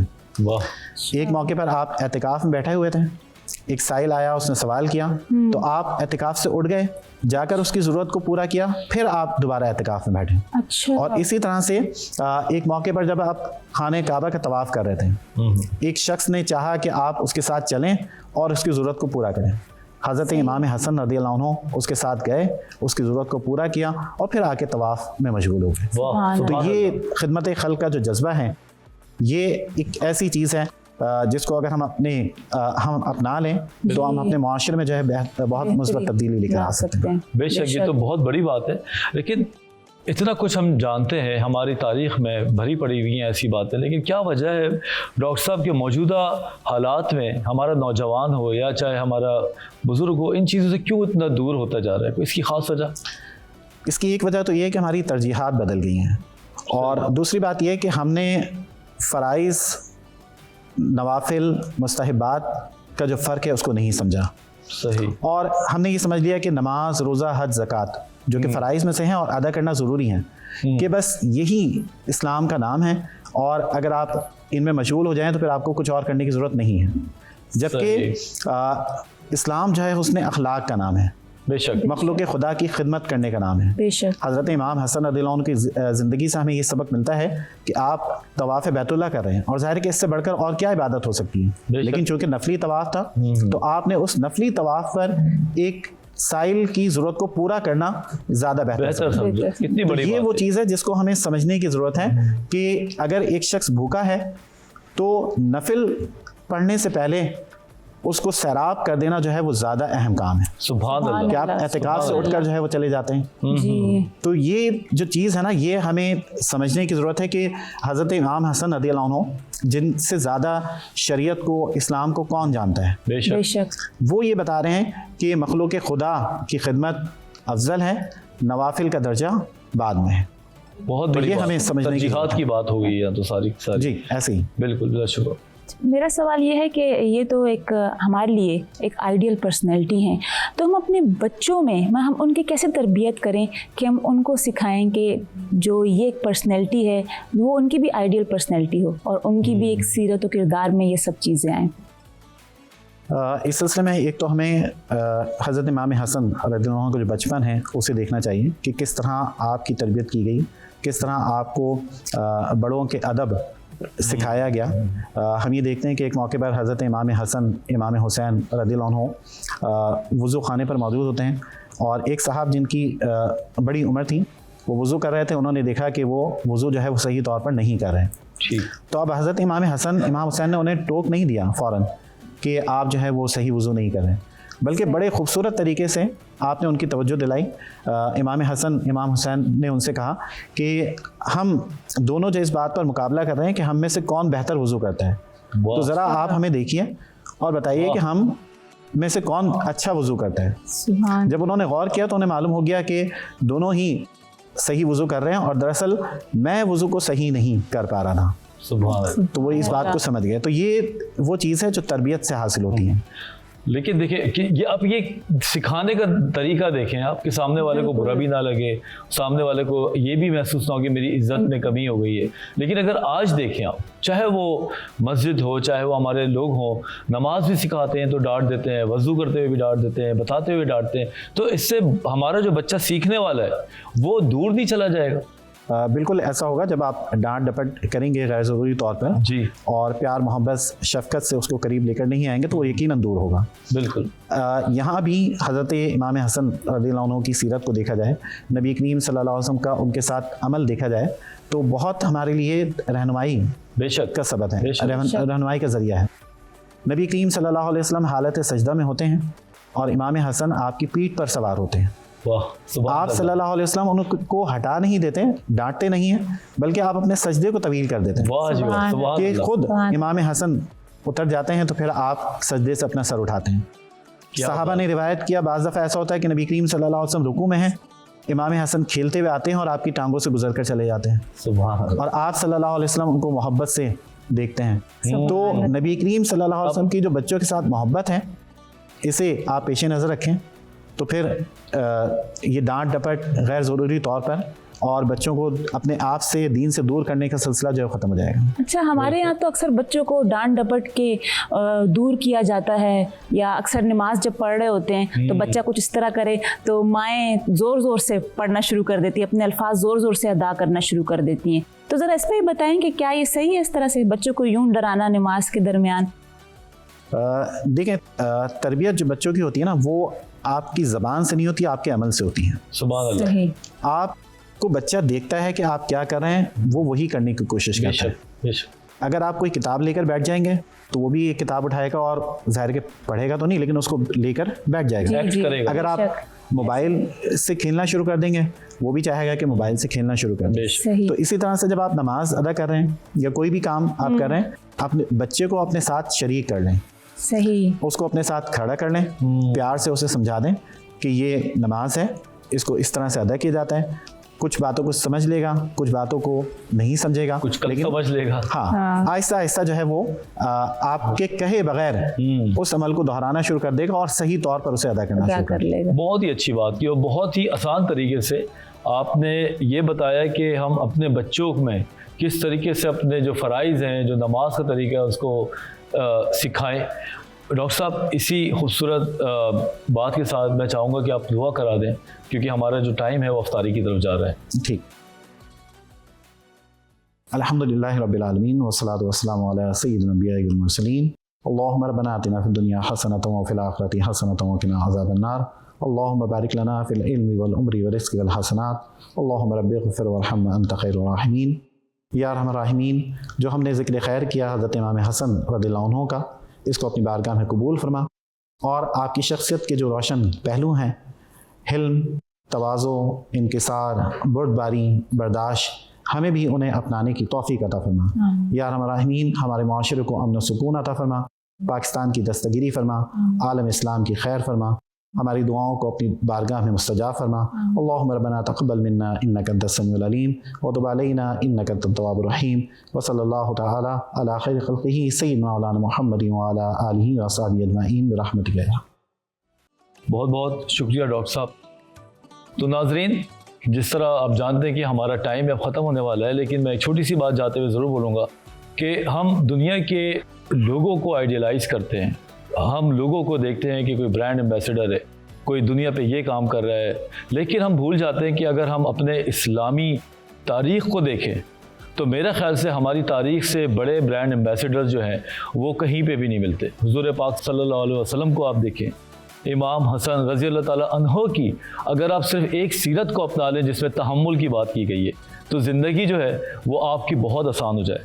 पूरी की पूरी किताबें आजकल टॉलरेंस पे छप रही हैं, और चाहे दुनिया में पाकिस्तान में हो चाहे बाहर हो, टॉलरेंस की बात होती है, और हमारी किताबों में ये बात बहुत पहले कर दी गई है। बस अमल का फुकदान है। तो तहैया करें कि आज से आप इस टॉलरेंस की बात को पकड़ें और तहम्मुल लेकर आएँ, ताकि माशरे में भी एक अच्छा किरदार अदा करें और अपने घर में भी। इसी के साथ मुझे और अमारा को इजाज़त दीजिए। इंशाअल्लाह ताला कल मिलेंगे। अल्लाह हाफिज़। देखते रहिए आन रमज़ान।